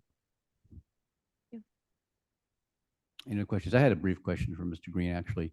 I thought this was a very thorough report of all the pros and cons, and especially, it was interesting. I was interested in that discussion of I think number 7, subsurface discharge to the flag lot, which I know has been hanging out there for, I don't know, 25 years, something like that. But the flag lot development itself, the pipe was put in the 90s. But I was wondering, I don't know if the subcommittee or you've taken this up, but I remember in the 2013 study by CDM Smith of all the alternatives, the sort of the prototype for what became the WRF, EWS and WRF, had a system for brine disposal, which was like something similar to that. It seemed to me kind of similar to that, using wells that were drilled into basically the deep sand under San Simeon Beach. And I think they were talking about doing skate park property. And this is not deep well injection. This is something similar to what Sand City was doing. Did that ever get on your radar in this process? So back in 2018, when Dear John Rocky was still with the State Water Resources Control Board, we broached this topic with him. And at that time, probably about a year before, they had ceased and desist and were no longer issuing permits for what they call disposal wells of any size, type, location. So that future going forward is absolutely off the table. We would not have that permitted. Yeah. So the only potential subsurface discharge would be on the existing pipeline, whatever it is, at the flag lot then. Yeah. So if it happens. Yeah, that flag, little background on the flag lot, that was in 1995. It was the SAMDA. Well, they thought that they were doing potential for saltwater intake for a desal at that time, you know, obviously way before the WRF. And they had been used that for an intake. They did a pump test over several hours, and they realized that it just kept sucking sand, and that would not be a good intake. And that helps, that perhaps could be a potential positive location for an outfall going forward. I don't really see, in addition to another outfall in the Monterey Marine Sanctuary, the likelihood of that is very nil. So it's something to think about, but again, the likelihood of us being able to use that as an outfall is probably a no-go. Thank you. Thank you. I don't know what action is required. If we want to receive the report, and do we need a vote to receive? Council? Mr. Hirsch? That would be appropriate. Yeah. Okay, yes. So I'll entertain a motion to that effect. I will move that we accept the report from the ad hoc committee on brine waste disposal options. And seconded by, okay. It's been moved by Director Thomas, seconded by Director Dean, that we accept the report from the ad hoc committee on brine waste disposal options. Roll call, please. Would you like to take public comment Oh, first? sorry about that. Yes, public comment. Jeff Wilson? Thank you, Haley. Thank you, President Gray. Words matter. And as I read through this documentation, particularly as someone who's kind of a layperson on this, I found it confusing. And there was some time spent at the beginning differentiating between brine and concentrate. And even through the documentation, it went back and forth. So my suggestion is, for greater clarity, particularly for those in the community, but also I think in discussions within the board elsewhere, that this be referred to as WRF concentrate waste disposal. And, you know, there is a difference between brine and concentrate, as I understand it. I think it's helpful for people to know that, and we should be clear about what it is and that it's specifically related to the WRF. Thank you. Thank you, Mr. Wilson. Any other comment? No. Okay, thank you. The point's well taken about the brine versus concentrate confusion. Brine's an imprecise term. Concentrate is more specific to what we're talking about. But I think maybe in future references that could be done. In this report, I think we probably have covered the topic, because the topic is the terminology for brine and concentrate really isn't the essential thing in this report, as I see it. May I suggest Sure. a friendly amendment to my own motion? Is that The motion's already passed. of course, No, we haven't voted. We have not voted.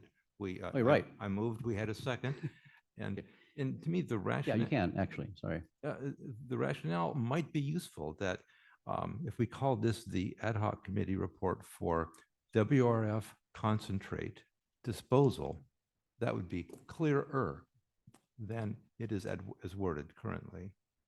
Yeah, because in the introduction, we did explain the difference between the brine and the concentrate and began calling it concentrate throughout the report. Mhm. The committee was assigned as being the brine disposal Okay. option. So maybe if we changed the name on the report to, you want to call it brine concentrate, or do you want to just call it It would be concentrate? It would be disposal? WRF concentrate disposal. Okay. Okay. So this would be, yeah, you made the motion. So the maker of the motion is suggesting rewording that the seconder is okay with. Okay. So shall I reword it as? Why don't you restate it?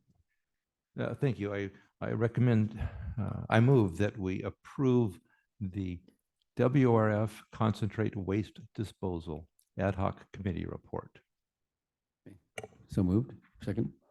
Okay, it's been moved by Director Thompson, seconded by Director Dean, that we accept the consideration, accept the ad hoc committee report for concentrate, RO concentrate waste disposal options. Yeah. And Right. I think it does need to say RO concentrate. Because if you just simply say it's an ad hoc committee report for concentrate. No, R Yeah. slash O or reverse Yeah, osmosis needs to have- concentrate, RO, yeah. Because you look at the title and Right. what concentrate are we disposing of? I thought, WRF. RO, Okay. but I'd say RO concentrate, just make it. But it's not just reverse osmosis. It's the Mr. Green, Technical you want point to here, ask yeah, Mr. Green? a technical point here, Mr. Green, isn't this the output from the RO? This is specifically the reverse osmosis reject. Yeah. So Yeah. it is concentrate. Yeah, it is. Okay. Okay. So are we calling it RO concentrate disposal options? I think that would be the appropriate nomenclature. Yes. Good. So. I've had my light on. Oh, sorry, Mr. Farmer. If I'm not mistaken, one of the main points that Mr. Wilson was endeavoring to make with regard to this agenda item was not just clarifying what term are we going to use, brine waste or concentrate. He was trying to make the point that we should indicate where this concentrate is coming from. We may know, and some people out in the community may know, but folks that would read this, well, they'd say, well, where is this concentrate or brine waste coming from? It's important to note that if we ever do operate the WRF, that's where it will be coming from. And I think it's important, just as Director Thomas has noted, that should be included in the motion. Can we have the motion repeated? Yes, we have one more public comment. Tina Dickinson via Zoom, and then we'll get back to the motion. Thank you, President Gray. Once again, with this agenda today, the lack of clarification is quite stunning. I've attended just about all of the R&I committee meetings. An ad hoc committee was established for the brine waste, not for concentrate. And I'm wondering, like, how do you just sort of change this? The name of a committee that was established to look at these various alternatives, if there were any. But in the middle of all of this, you just changed the name of what the committee was tasked to do. And the lack of clarification is really quite amazing. And I really have problems with this. I just don't think, I mean, if the R&I committee establishes an ad hoc committee to do a certain task, now at this moment here in time, you feel that it's okay to just change the name of what they were tasked to do. I think I would ask Mr. Hirsch whether this is actually even acceptable. Thank you. Thank you. Any other comment? I could ask Mr. Hirsch, what we're doing here is we're basically saying it's called brine waste disposal options in the agenda item title, but in the report, as I think Director Dean pointed out, it was explicitly directed at disposal of the waste concentrate from the WRF. So it is in the report. Is it acceptable to the motion as stated now? I believe.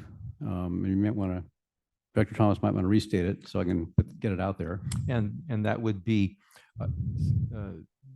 not changing in any way the name of what the committee was, but recognizing what they have communicated to us, that what we're talking about is the concentrate output from the water reclamation facility that we simply title the report, the WRF Concentrate Disposal Options Ad Hoc Committee Report. And I don't think there's anything substantive being changed as it relates to what is being done by acknowledging in the title of that the report really relates to what's coming out of a particular facility, and that's what's being looked at as far as disposal options. There's no substantive change to what is being done or what the subcommittee looked at. I don't see a huge problem with doing it that way. Thank you. Okay, I can, but if the motion is stated, just stated by Director Thomas is okay with the Director Dean? Yes. Okay, let's go ahead with the roll call. Director Thomas, Aye. Director Dean, Aye. Director Farmer, Aye. Vice President Scott, Aye. President Gray. Aye. Thank you. Director Farmer. Yes, President Gray, thank you so much. I just want to make one comment on this item that we just voted on. It's unfortunate that pretty much every suggestion, and by the way, these three gentlemen did an excellent job of providing all of these options with regard to brine waste / concentrate from the WRF.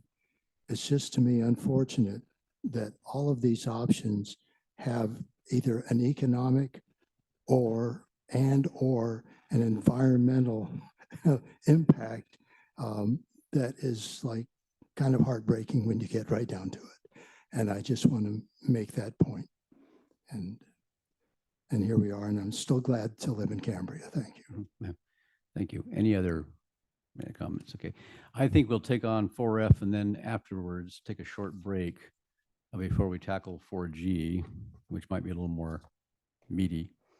But I'll go ahead with 4F, which is discussion and consideration to adopt resolution 60-2023, approving a joinder agreement to the second amended and restated joint powers agreement of the Integrated Waste Management Authority. And this one, I think, is a continuation of a discussion we had earlier. I mean, in an earlier meeting. Staff, please. Somewhat, President Steve, Gray. yeah, somewhat. Yes. For agenda item 4F, discussion and consideration of adoption of resolution 60-2023, approving a joinder amendment to the second amendment and restated joint powers agreement of the Integrated Waste Management Authority. Essentially, this addresses two issues.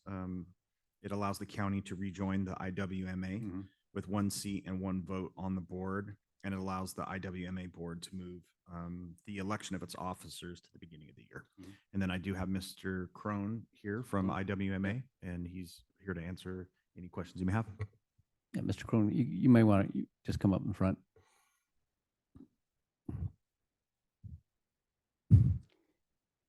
Thank you. Good afternoon, President Gray. Yeah. Peter Cron with the Integrated Waste Management. Yeah. Stand. So yeah, fundamentally what this does is it allows the county to rejoin the Integrated Waste Management Authority. They left in, I think it was October of 2021, and they've decided that they don't want to go alone. It is fiscally challenging. So adding their resources back to our resources gives us better scope of economics, scale of economics in our program implementation. So I'm here to answer any questions you have about this. Fundamentally, it's really simple. The county comes back, they have one seat, one vote, and our board goes from 8 people to 9. Vice President Scott. Yes, thank you, Mr. President. So can you tell me why they left? You said something about resources. Can you tell me why they left in the first place? That's a real good question. There was a varying different of opinions between how the agency was being managed, and that's why it's a second restated JPA. The JPA now keeps our agency running where we are just doing state mandates, so we don't do any ordinances outside of the state mandates. And that was one of the challenges that they had. I think there was a polystyrene ordinance. It was actually a driver on that. But now that that's no longer an issue, they've decided it was okay to come back.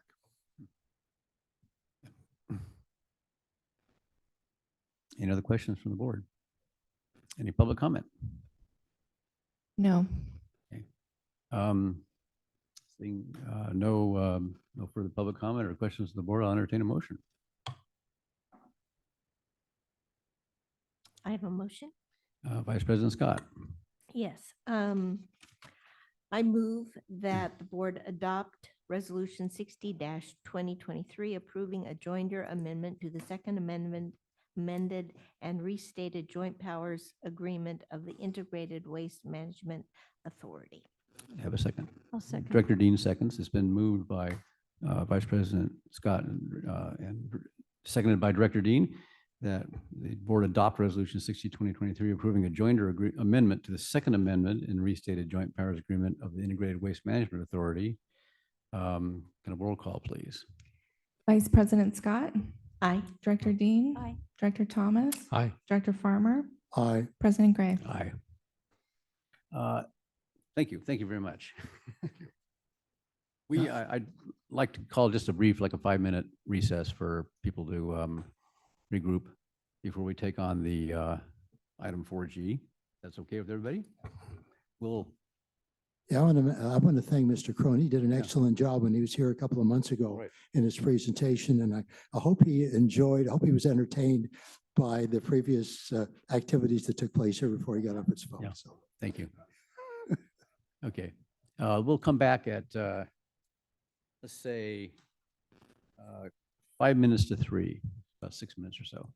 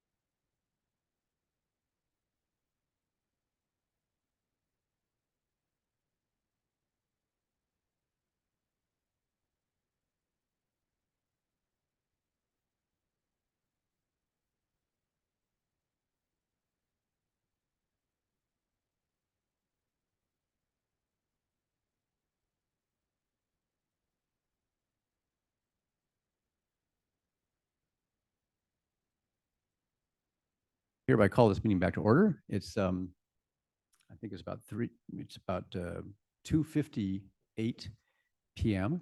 or 3:58 p.m. No, 2:58 p.m. We're in regular business, continuing with regular business. Item 4G. This is an item that was at our last meeting discussed, and it's coming back with an expanded informational staff report, which I hope answers some questions. I will turn this over to Mr. McElhenney for presentation. Thank you, President Gray. Agenda item 4G, discussion and consideration to approve the intent to serve letter for the East Fiscalini Ranch restroom and amend the park master plan to allow for water using restroom. So our last meeting, we brought this forward, and I'll candidly admit we caught staff a little off guard because staff came forward with this intent to serve letter, much like it did with the skate park restroom. They seem very similar in nature, and what we failed to understand is that the East Ranch is a little more complex than that of the skate park restroom. But when we appreciated it because there was a lot of good questions asked, and so we went back to the table and made sure we had all the appropriate information and things of that nature to answer the questions of the board. And so kudos to Director Dean, who did a great research project on the timeline, which Mrs. Dodson also contributed to, adding hyperlinks to darn near every meeting and every single agenda and minutes taken for the past 3 years. So a really good job there. And so essentially we went back and did some of our research, and there were specific comments about water using restroom on the East Ranch. And so we started to do some homework on the master EIR. And in section K of the master EIR, it does state use of domestic water. It also states in the master EIR an estimated amount of 2 acre-feet per year, which is what we believe staff is on a very high end. And I'll talk about that here in a little bit. On page V243 of the master EIR, it talks about incorporating the use of pit toilets or composting toilets in restrooms, portable restrooms, or the closure of restrooms during drought periods. So again, it clues staff in that we can have this type of a restroom at the East Ranch, water using restroom, if we have the ability to close the restroom during drought periods, in which we could place porta potties, the honey huts, and things of that nature. When we talk about the acre feet per year in terms of use of water, our staff, kudos to Mr. Reaper, started pulling data on the Center Street restroom. And that restroom in 2022 used 0.6 acre feet per year for that year. And that's one of our highest trafficked, the highest trafficked restroom in the district. So our anticipation of water use at this current restroom is going to be very limited.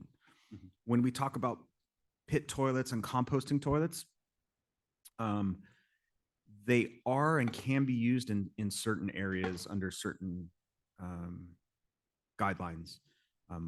Staff believes that the amount of traffic and visitors that we may see on the East Ranch is pit or composting toilets probably will not be suitable for that. It will be, even if we think it's a small amount of acre feet per year that would take to use that restroom, the amount of traffic and use of it would create problems in terms of pit toilets or composting toilets. It would also affect staff time and the ability to clean it, sanitize it, do the things that need to be done for those types of toilets. When we talk about local code, the plumbing code for the county, sorry, I have documents all over the place. For the county, the plumbing code specifically states that if we're within 200 feet of a sewer line, that it needs to be connected to the sewer line, and which it is. It's practically on top of it. Also going back into a staff report from December 13th, 2001, there is an area in which the board made a motion and approved a specific section about new construction and intent to serve letters.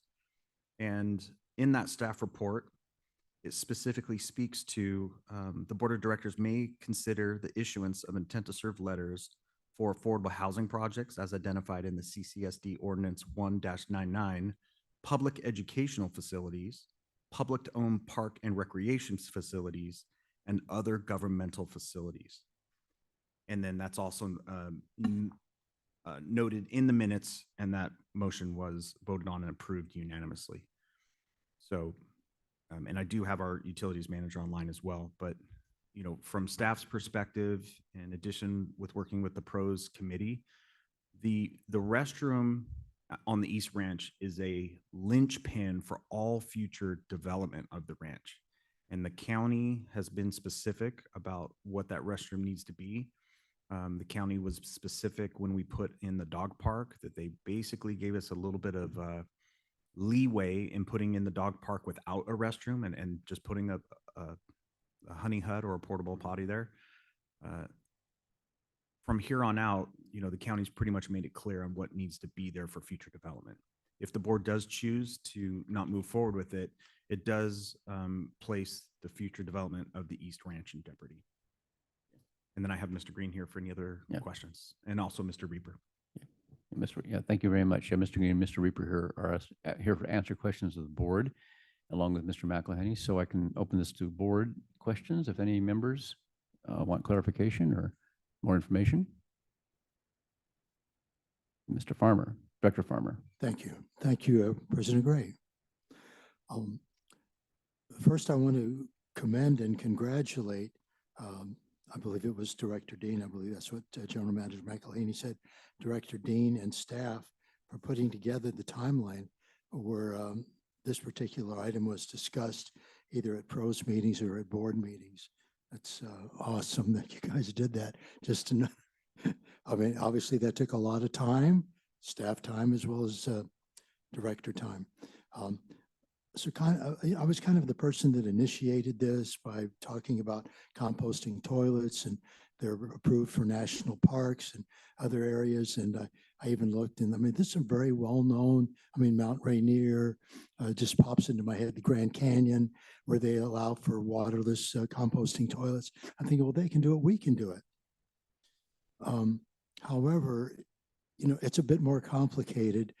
In my idealistic world, you get my drift, but in the world that we're dealing with here, I had to come to the conclusion that probably insisting on a composting waterless toilet on the East Ranch is probably not going to be terribly practical in the long run. And I'm kind of bummed about that. But that's the reality of the situation. And another thing I thought about, and I find this very frustrating, in just being in town and I see trash on the ground, you pick up trash, and I'm not just talking about cigarette butts or the occasional mask now, which was like all over the place at one time. I have to acknowledge the fact that some members of the human race just really don't care about what they do to pollute the environment. And unfortunately, that would probably wind up talking about, well, what are they going to throw into a waterless composting toilet? And so I'm thinking, well, what a bummer that is.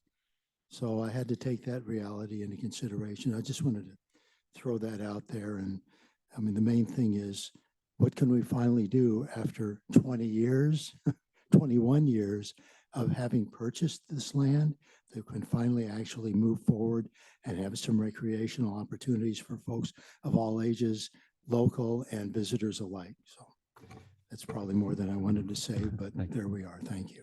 Thank you. Thank you, Director Farmer. Any other, Director Thomas? Yeah, thank you, Director Farmer, for those insights. They're helpful, and thank you, President Gray. Right, and really, you know, everything we've heard, all these competing factors, it's clear that the recommendation from staff is what's best for this community for a lot of reasons. I mean, part of every plan we've seen has the restroom on the East Ranch. And we owe it to the community to develop that community park. The county has made the expectations clear. The plumbing code is, as the general manager has mentioned.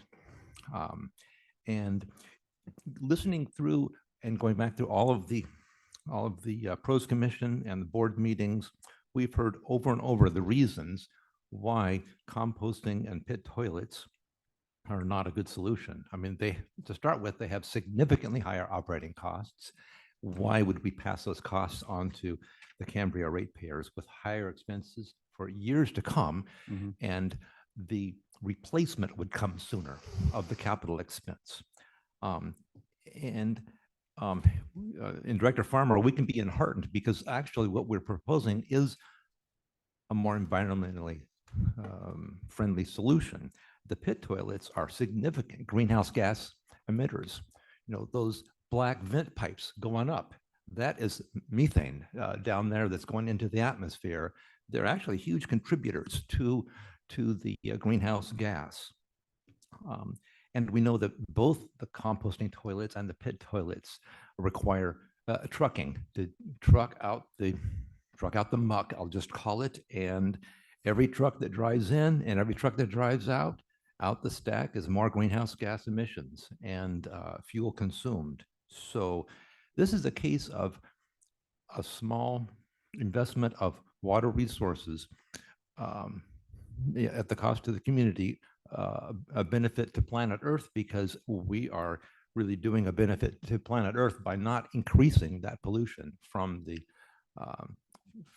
investment we make. So in my opinion, this is, plus we're talking about a flood zone, and the last thing we need is to create a liability for this district, for these ratepayers, by putting a pit or a composting toilet that is going to be greatly impacted, and the consequence from a flood on one of those, it's just not pretty, and it would we would have to increase reserves just to ensure ourselves against that outcome. So there are so many reasons that point in that direction, and I thank Director Dean and staff for really organizing the sequence of events. And yeah, I've spent days reading through that master EIR. I mean, that is a monster document, but it's quite clear that and as well as in the ordinances, that this is something that is within the purview, within the ordinances, within our authority, and it is consistent. It appears with the master EIR. Okay. Thank you, Director Thomas. Any other questions? Okay. Vice President Scott. Thank you, President Gray. What I wanted to do, and this has been said already by several of the board members, is to say that I had a lot of questions when we looked at this last time, and this timeline, and also the proposal by Civil Design Studio, Monty Soto, were very helpful for me to be able to come to a conclusion about what we need to do. So thank you. Thank you. I had a question. I had a couple technical questions about, well, they're not too super technical, but about the water use in the toilet. I was struck also by that 2 acre-foot a year number seemed really high to me. And I wanted to find out what your assumptions are, because I think these will be low flush toilets, which I think are 1.2 gallons. And whatever hand washing is done at a half gallon a minute spigot, which is probably just a couple pints. And an acre foot is 326,000 gallons. So the math on that sounds pretty aggressive. I wanted to know if I don't want to say that there's a new number out there or anything like that, but I wanted to know what the assumptions were basically for like maximum use. If there's a worst case you're using or something like that. Maybe Tristram, I don't know if it's Mr. Green or who wants to do this. Well, I can provide you some data. Yeah, that's good. Utility staff, along coordinating with some administrative staff, pulled up meter reads for the calendar year 2022, Mhm. we pulled up 5 sites that have sole meters dedicated to restroom consumption solely. We pulled up the Center Street restroom, the restroom at Leffingwell, the state parks restroom there at Santa Rosa Creek, where the confluence of Santa Rosa Creek meets the ocean. Yes. Cornwall and Sheffield bathrooms, and then the Shamel County Park bathrooms. The largest consumer was the Center Street bathroom at 0.63 acre feet for the total annual consumption in 2022. 2021 consumption there was 0.57. And in the year of our COVID, 2020, it was 0.32. Those are the largest consumers, or that restroom there is the largest consumer. As you move down to state parks at Santa Rosa Creek, the Cornwall bathrooms. In 2022, which is the highest year for all the bathrooms in consumption for that calendar year, Cornwall and the state parks bathrooms were 0.32 acre feet. So that's about 123,000 gallons that are consumed over that annual year at those restrooms. The facility or restroom most similar to the ones that we are looking to install is the State Parks Santa Rosa Creek bathroom. It's the same size building, same amount of facilities, it actually has a drinking fountain outside, and that was the 0.32 acre feet. 2021 was 0.42 and 2020 was 0.38. So pretty consistently at 0.3 of an acre foot annually.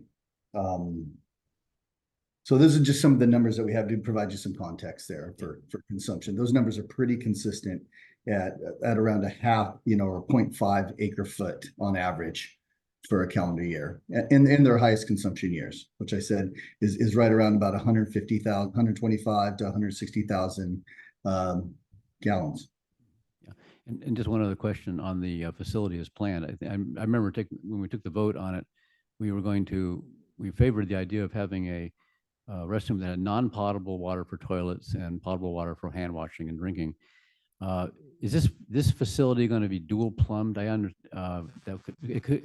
can accommodate non-potable if that comes into play, but it would be dual plumbed, and in the meantime, at least initially, using potable water.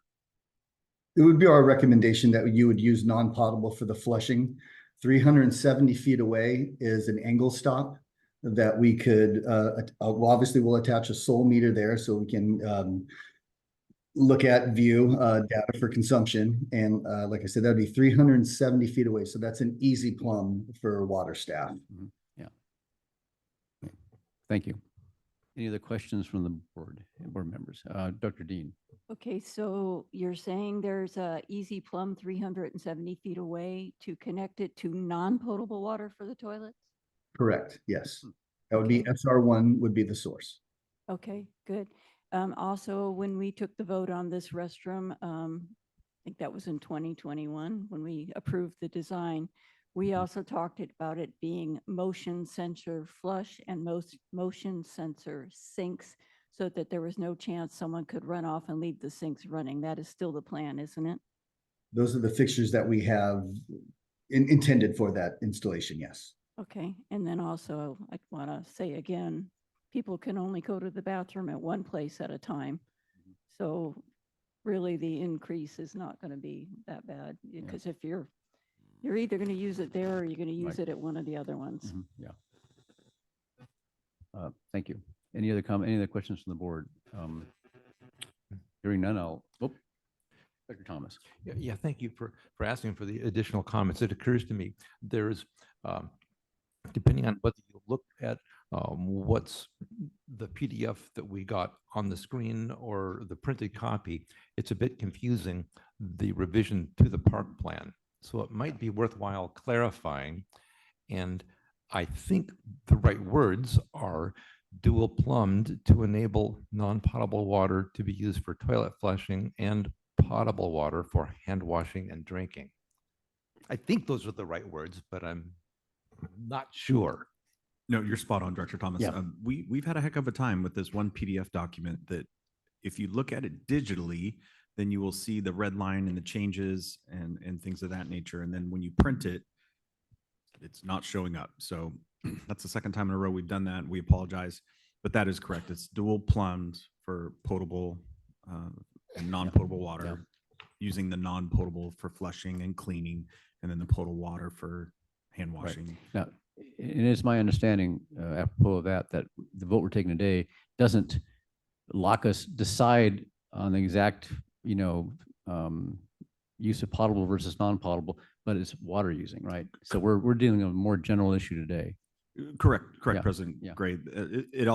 This also, unless I'm mistaken, is talking about the amendment to the community park plan to address that side of it in our community park master plan. Thank you. I'll open this public comment. Ms. Dodson, do we have any comment from in either the room or cards or written comment or online? Yes, I have comment via Zoom and written comments. Comment via Zoom first. Tina Dickinson, followed by Laura and Crosby Swartz. Ms. Dickinson? Yes, thank you.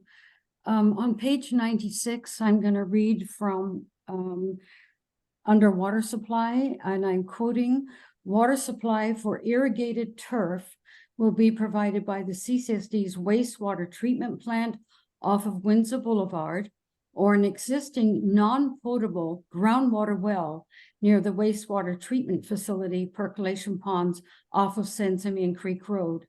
The water would be non-potable and in compliance with California Title 22, blah, blah, blah. I won't go through all that.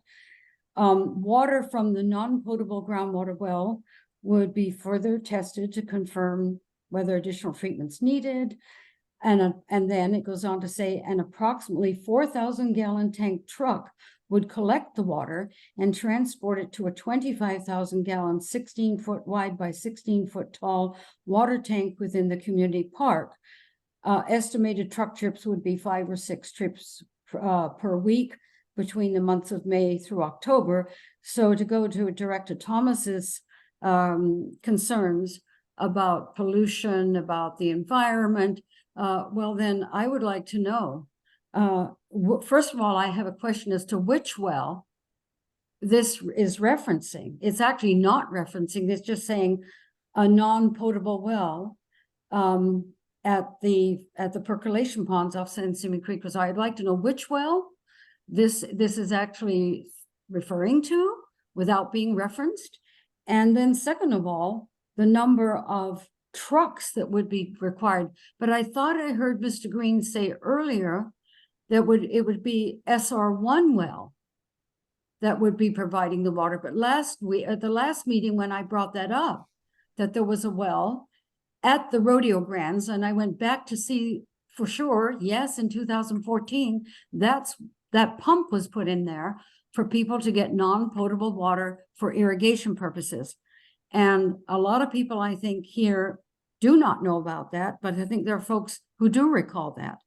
So what exactly is meant by a non-potable well off San Simeon Creek Road? I'd like to get an answer to that. And so what exactly is going to be done? Because I'm confused with what's being said today with what's on page 96. Thank you. Thank you, Mrs. Dickinson. Crosby or Laura Swartz? Good afternoon, President Gray and members of the board. This is Crosby. I have a follow-up to what Mr. Green stated a little bit earlier. I think the idea of using the non-potable water from the SR1 well is a great idea, but for flushing, does that require an intent to serve letter? It seems to me you could pretty easily bypass the intent to serve letter problem by simply using non-potable water for flushing and using some other kind of hand cleaner for hand cleaning.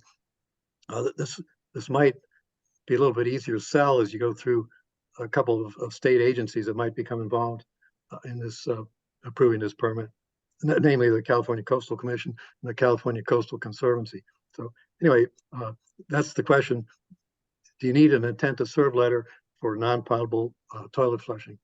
That's my comment. Okay. Thanks. Okay, thank you. Staff, do you have answers? Would you care to comment or answer any of those questions?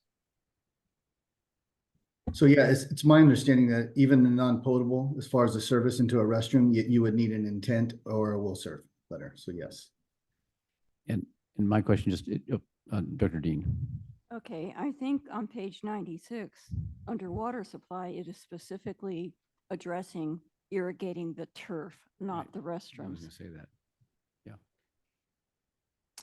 And in response to using some other means for your hands, personally, if I had young children out there playing in the playing fields and climbing all over equipment that has been handled without washing hands, and thinking about sitting down and having a picnic, I definitely would want to have a place to wash hands with soap and water.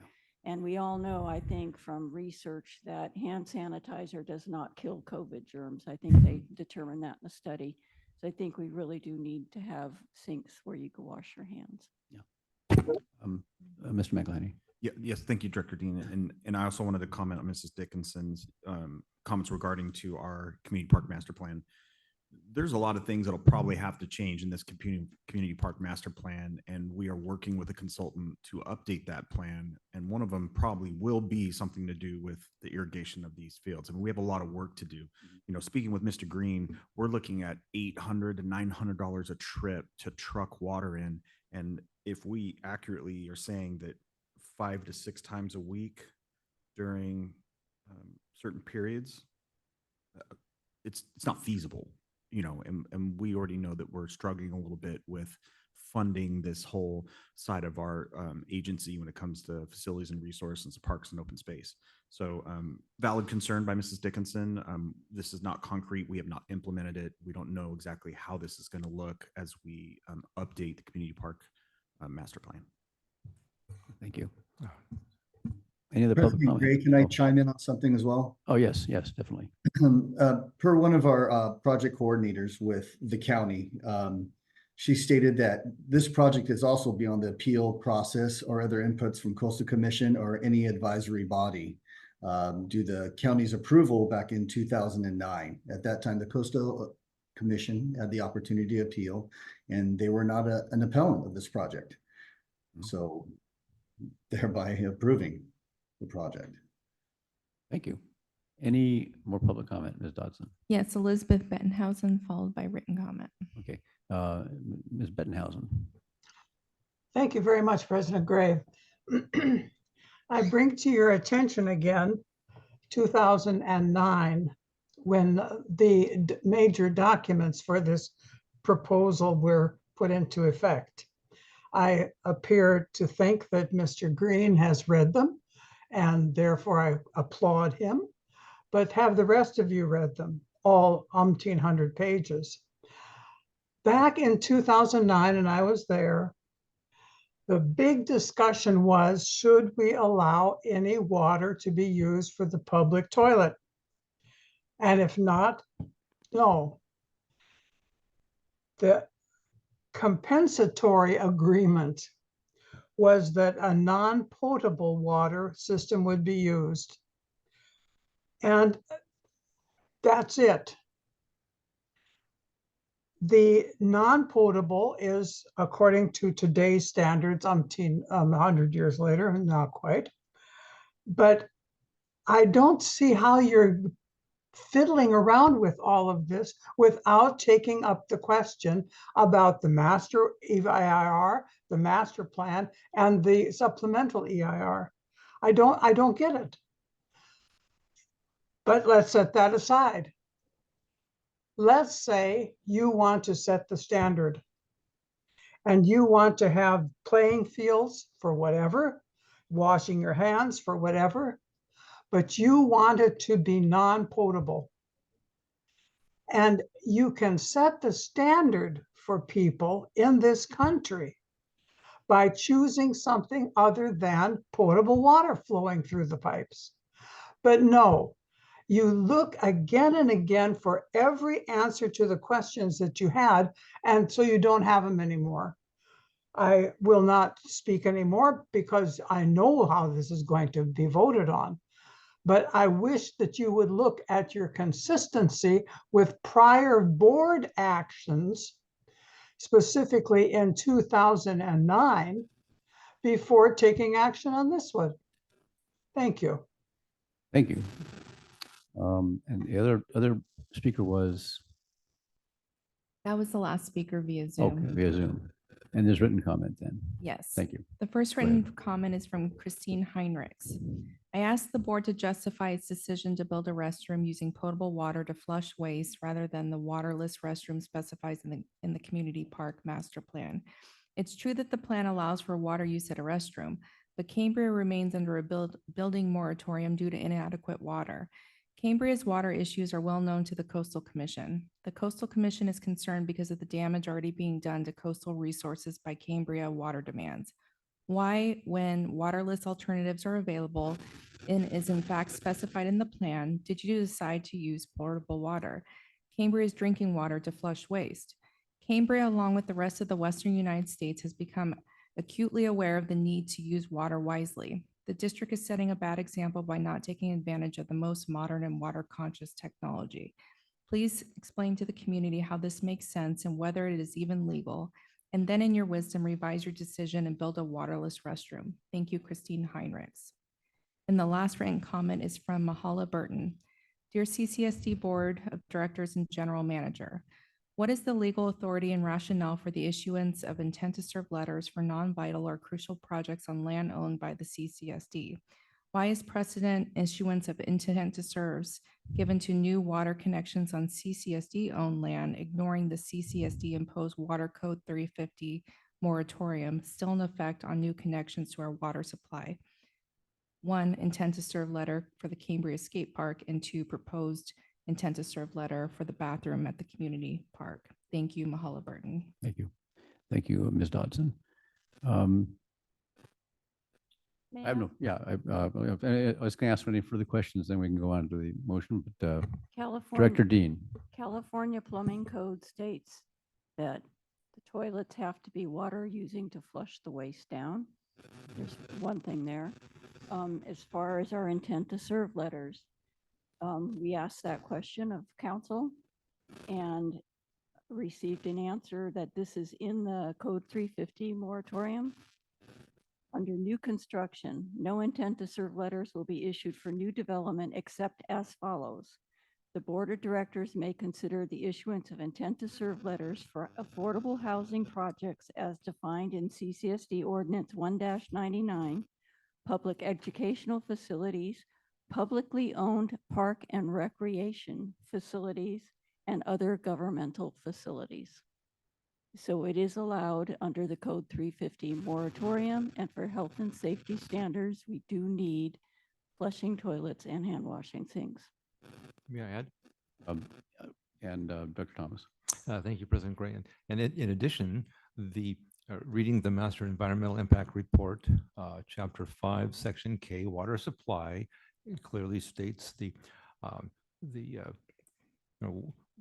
water will be used for the restroom, and there are a number of mitigation measures which the general manager has stated fairly clearly in the staff report under drought conditions when we need to have other measures.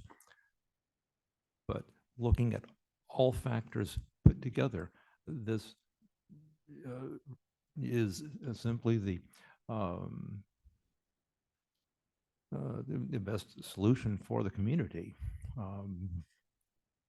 Thank you. I just had one more question. It was actually maybe repeating a question, but just in light of some of the comments, we are not committing to use potable water for flushing here. This in fact, the preference is going to be probably for non-potable water as soon as we can do the plumbing. This is simply to use water, and potable water for hand washing is a much smaller use of potable water than it is for flushing. Am I correct in that? Absolutely, Yeah. Okay, absolutely, great. President Thank Gray. And again, just to summarize staff's perspective on this, we think this is a great conversation. You know, the fact that this had to be come back and discussed a second time to where we could pull more and more information in there, despite any disagreement that the public may have with our decisions versus those that supported or are against it. At least they are well informed of what we used as the decision-making trigger points, so to speak, to move this forward to the board. And so we, you know, Mr. Green, myself, Mr. Reaper sat back and looked at and did a whole research project for the last couple of weeks, trying to bring forth as much effort or as much information as possible so the board can make an informed decision in addition to Director Dean. So Thank you. I think all in all it was good. Good. I just a note, I think I referred to Mr. Reaper by his first name, which is somewhat undignified. I apologize for that. I'd entertain a motion at this point. Director Dean. I move that we approve the intent to serve letter for the East Fiscalini Ranch Park restroom and amend the park master plan to allow for water using restroom design. I'll second wholeheartedly. It's been moved that we adopt or approve the intent to serve letter for the East Fiscalini Ranch park restroom and amend the park master plan to allow for water design using restroom design. Is there a second? I second. Seconded. The motion is seconded. Moved and seconded, as stated. How we have a roll call. Director Dean. Aye. Director Thomas. Aye. Director Farmer. Aye. Vice President Scott. Aye. President Gray. Aye. Thank you, everyone. It was a very informative discussion, I thought, and I'll salute again Director Dean and the staff for putting together that informational package with the timelines and the history, which we obviously when you and a lot of which was we made an informed decision, which I think is always a good practice. Moving on now to the section 5 of a regular the reports, board member committee and liaison reports. I think our usual practice is to just simply have these in the record. No verbal, no discussion or no presentation, except if anybody who's made these reports wants to add some comments verbally, they can do so now. And I think we'd take public comment. I would take public comment on the whole set. In other words, all the reports that are written down. First of all, did any report presenters of these reports want to add anything to the written material that they have? Then I'll ask for questions from the board too, of course. Anyone want to say? Any questions from the board on any of these reports? Mr. Thomas. Yeah, thank you, Director Thomas. Thank you, President Gray. Yeah, I'm happy for any version of the of the name. And I do wistfully wish for those familiar first name days, but we'll save that for when we're out on the community park someday in the future celebrating. But on the FFRP summary, I just wanted to point out on page 123, there's a statement that a subcommittee was formed consisting of David Aguirre, Shannon Sutherland, Kermit Johansson, and Jim Berenger to help create style-wise signs for all entrances to the ranch. And, not quite correct in that neither committee members Johansson nor Berenger had volunteered or were assigned to that committee. I listened back again, and it's one of those rare cases where committee member Sutherland volunteered. She had energy for that, and she is the representative of the pros committee, working with other members of the community to move that forward. And so that's just FYI. And on page 121, you may find Walt Andrus' name misspelled, but that's it looks like simply a dictation typo. It sounds like, I saw that. Well, and Andrus is the spelling of it. Any other questions or comments? Excuse me. I think it's a good practice since we're not, adopting these formally. Maybe the minutes can show if there's any corrections to the reports that are stated here like that. They can just be put in the minutes. If that's okay with everybody. Yeah. Any public comment? No. No. I just want to Harry address, no pun Farmer, intended. Director Farmer. Sorry. I just want to address, like I say, no pun intended. Obviously, as I was typing Andrus, the computer said, well, let me correct that. And I just, you know what I mean? And I didn't notice that. I bet Mr. Andrus has that problem from time to time too, you know, so. And with regard to the comment that Director Thomas made with regard to the subcommittee, you know, that's what I had in my notes. And I'll look back and see it. Well, obviously, since you're conducting the meeting, you might know a little better than myself. So I'm going to assume that you're correct. But like I said, that's what I had written down. And I did actually watch the meeting afterwards. So. Yeah, I recall the reflecting as I sat back and can we have a ad hoc committee of one? And then I thought back on one of the other committees, and I've seen that happen. And you know, oh shucks, it cannot exceed a quorum. I mean, not going to be a quorum, but I thought, well, go with it. Yeah. Good. I had one more correction to add. This is, of course, this is in the report that's was produced on the pros committee meeting. Crosby and Laura, the last name is SWARTS. ARTZ, I'm sorry, that disease correct. Yeah, SWARTZ, exactly. That's all I found. With no further comment or questions, we can move on to the last item, which is future agenda items, I believe. Let me see here. Yes, before we adjourn to closed session, this is the time. I think we will, as we usually do it, we review what's already on the docket. Ms. Before we proceed, Ms. Dodson, maybe you can say what we have, if we have any agenda items, future agenda items already out there that haven't been put on an agenda yet, that have been raised in this section. Do you have a list? I do have a list, but they will also be posted in the general manager's letter tomorrow evening. So would you Okay. like me to read them now or wait until tomorrow? Well, you can read them now. Okay. Yeah. Upcoming January board meetings items are discussion and consideration to direct staff and district council to review the board and standing committee bylaws, discussion and consideration to update the standing committee membership application, discussion and consideration of an annual review of the affordable housing unit allocations, discussion and consideration of approval of a zero liquid discharge pilot testing program, discussion and consideration of an update of the capital improvement project list, discussion and consideration of use of the CCSD open space parcels. And that's all that we have at the moment. Okay, thank you.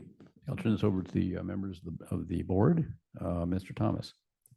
Yeah, thank you, President Gray, and let me know what you think. But at our last meeting at the pros committee, we established goals that the committee intends to accomplish in the coming year and beyond. And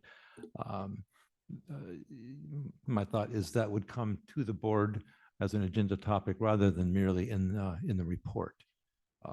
Our January meeting we're moving to the third Tuesday, so our January meeting will be, I guess, too close to the second board meeting to get into that package. So it would probably be the first meeting in February where it's been through the pros committee. So that would be an appropriate time. Okay.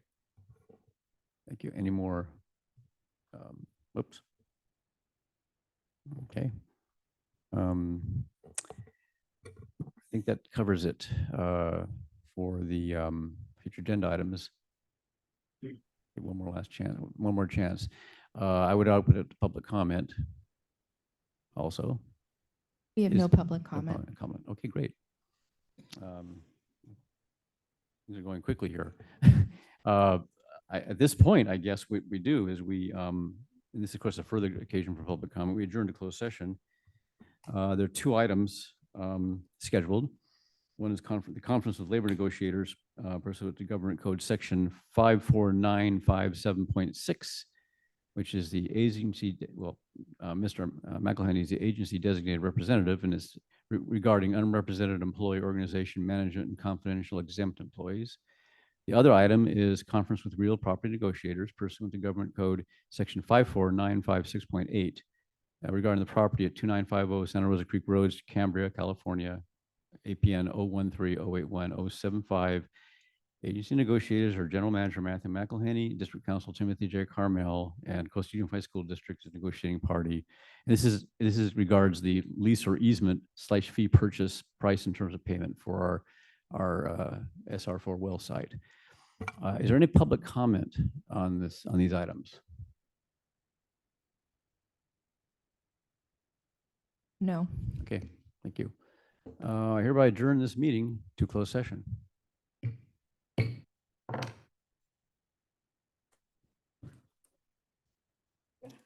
Little tap. There's nobody out there to hear it.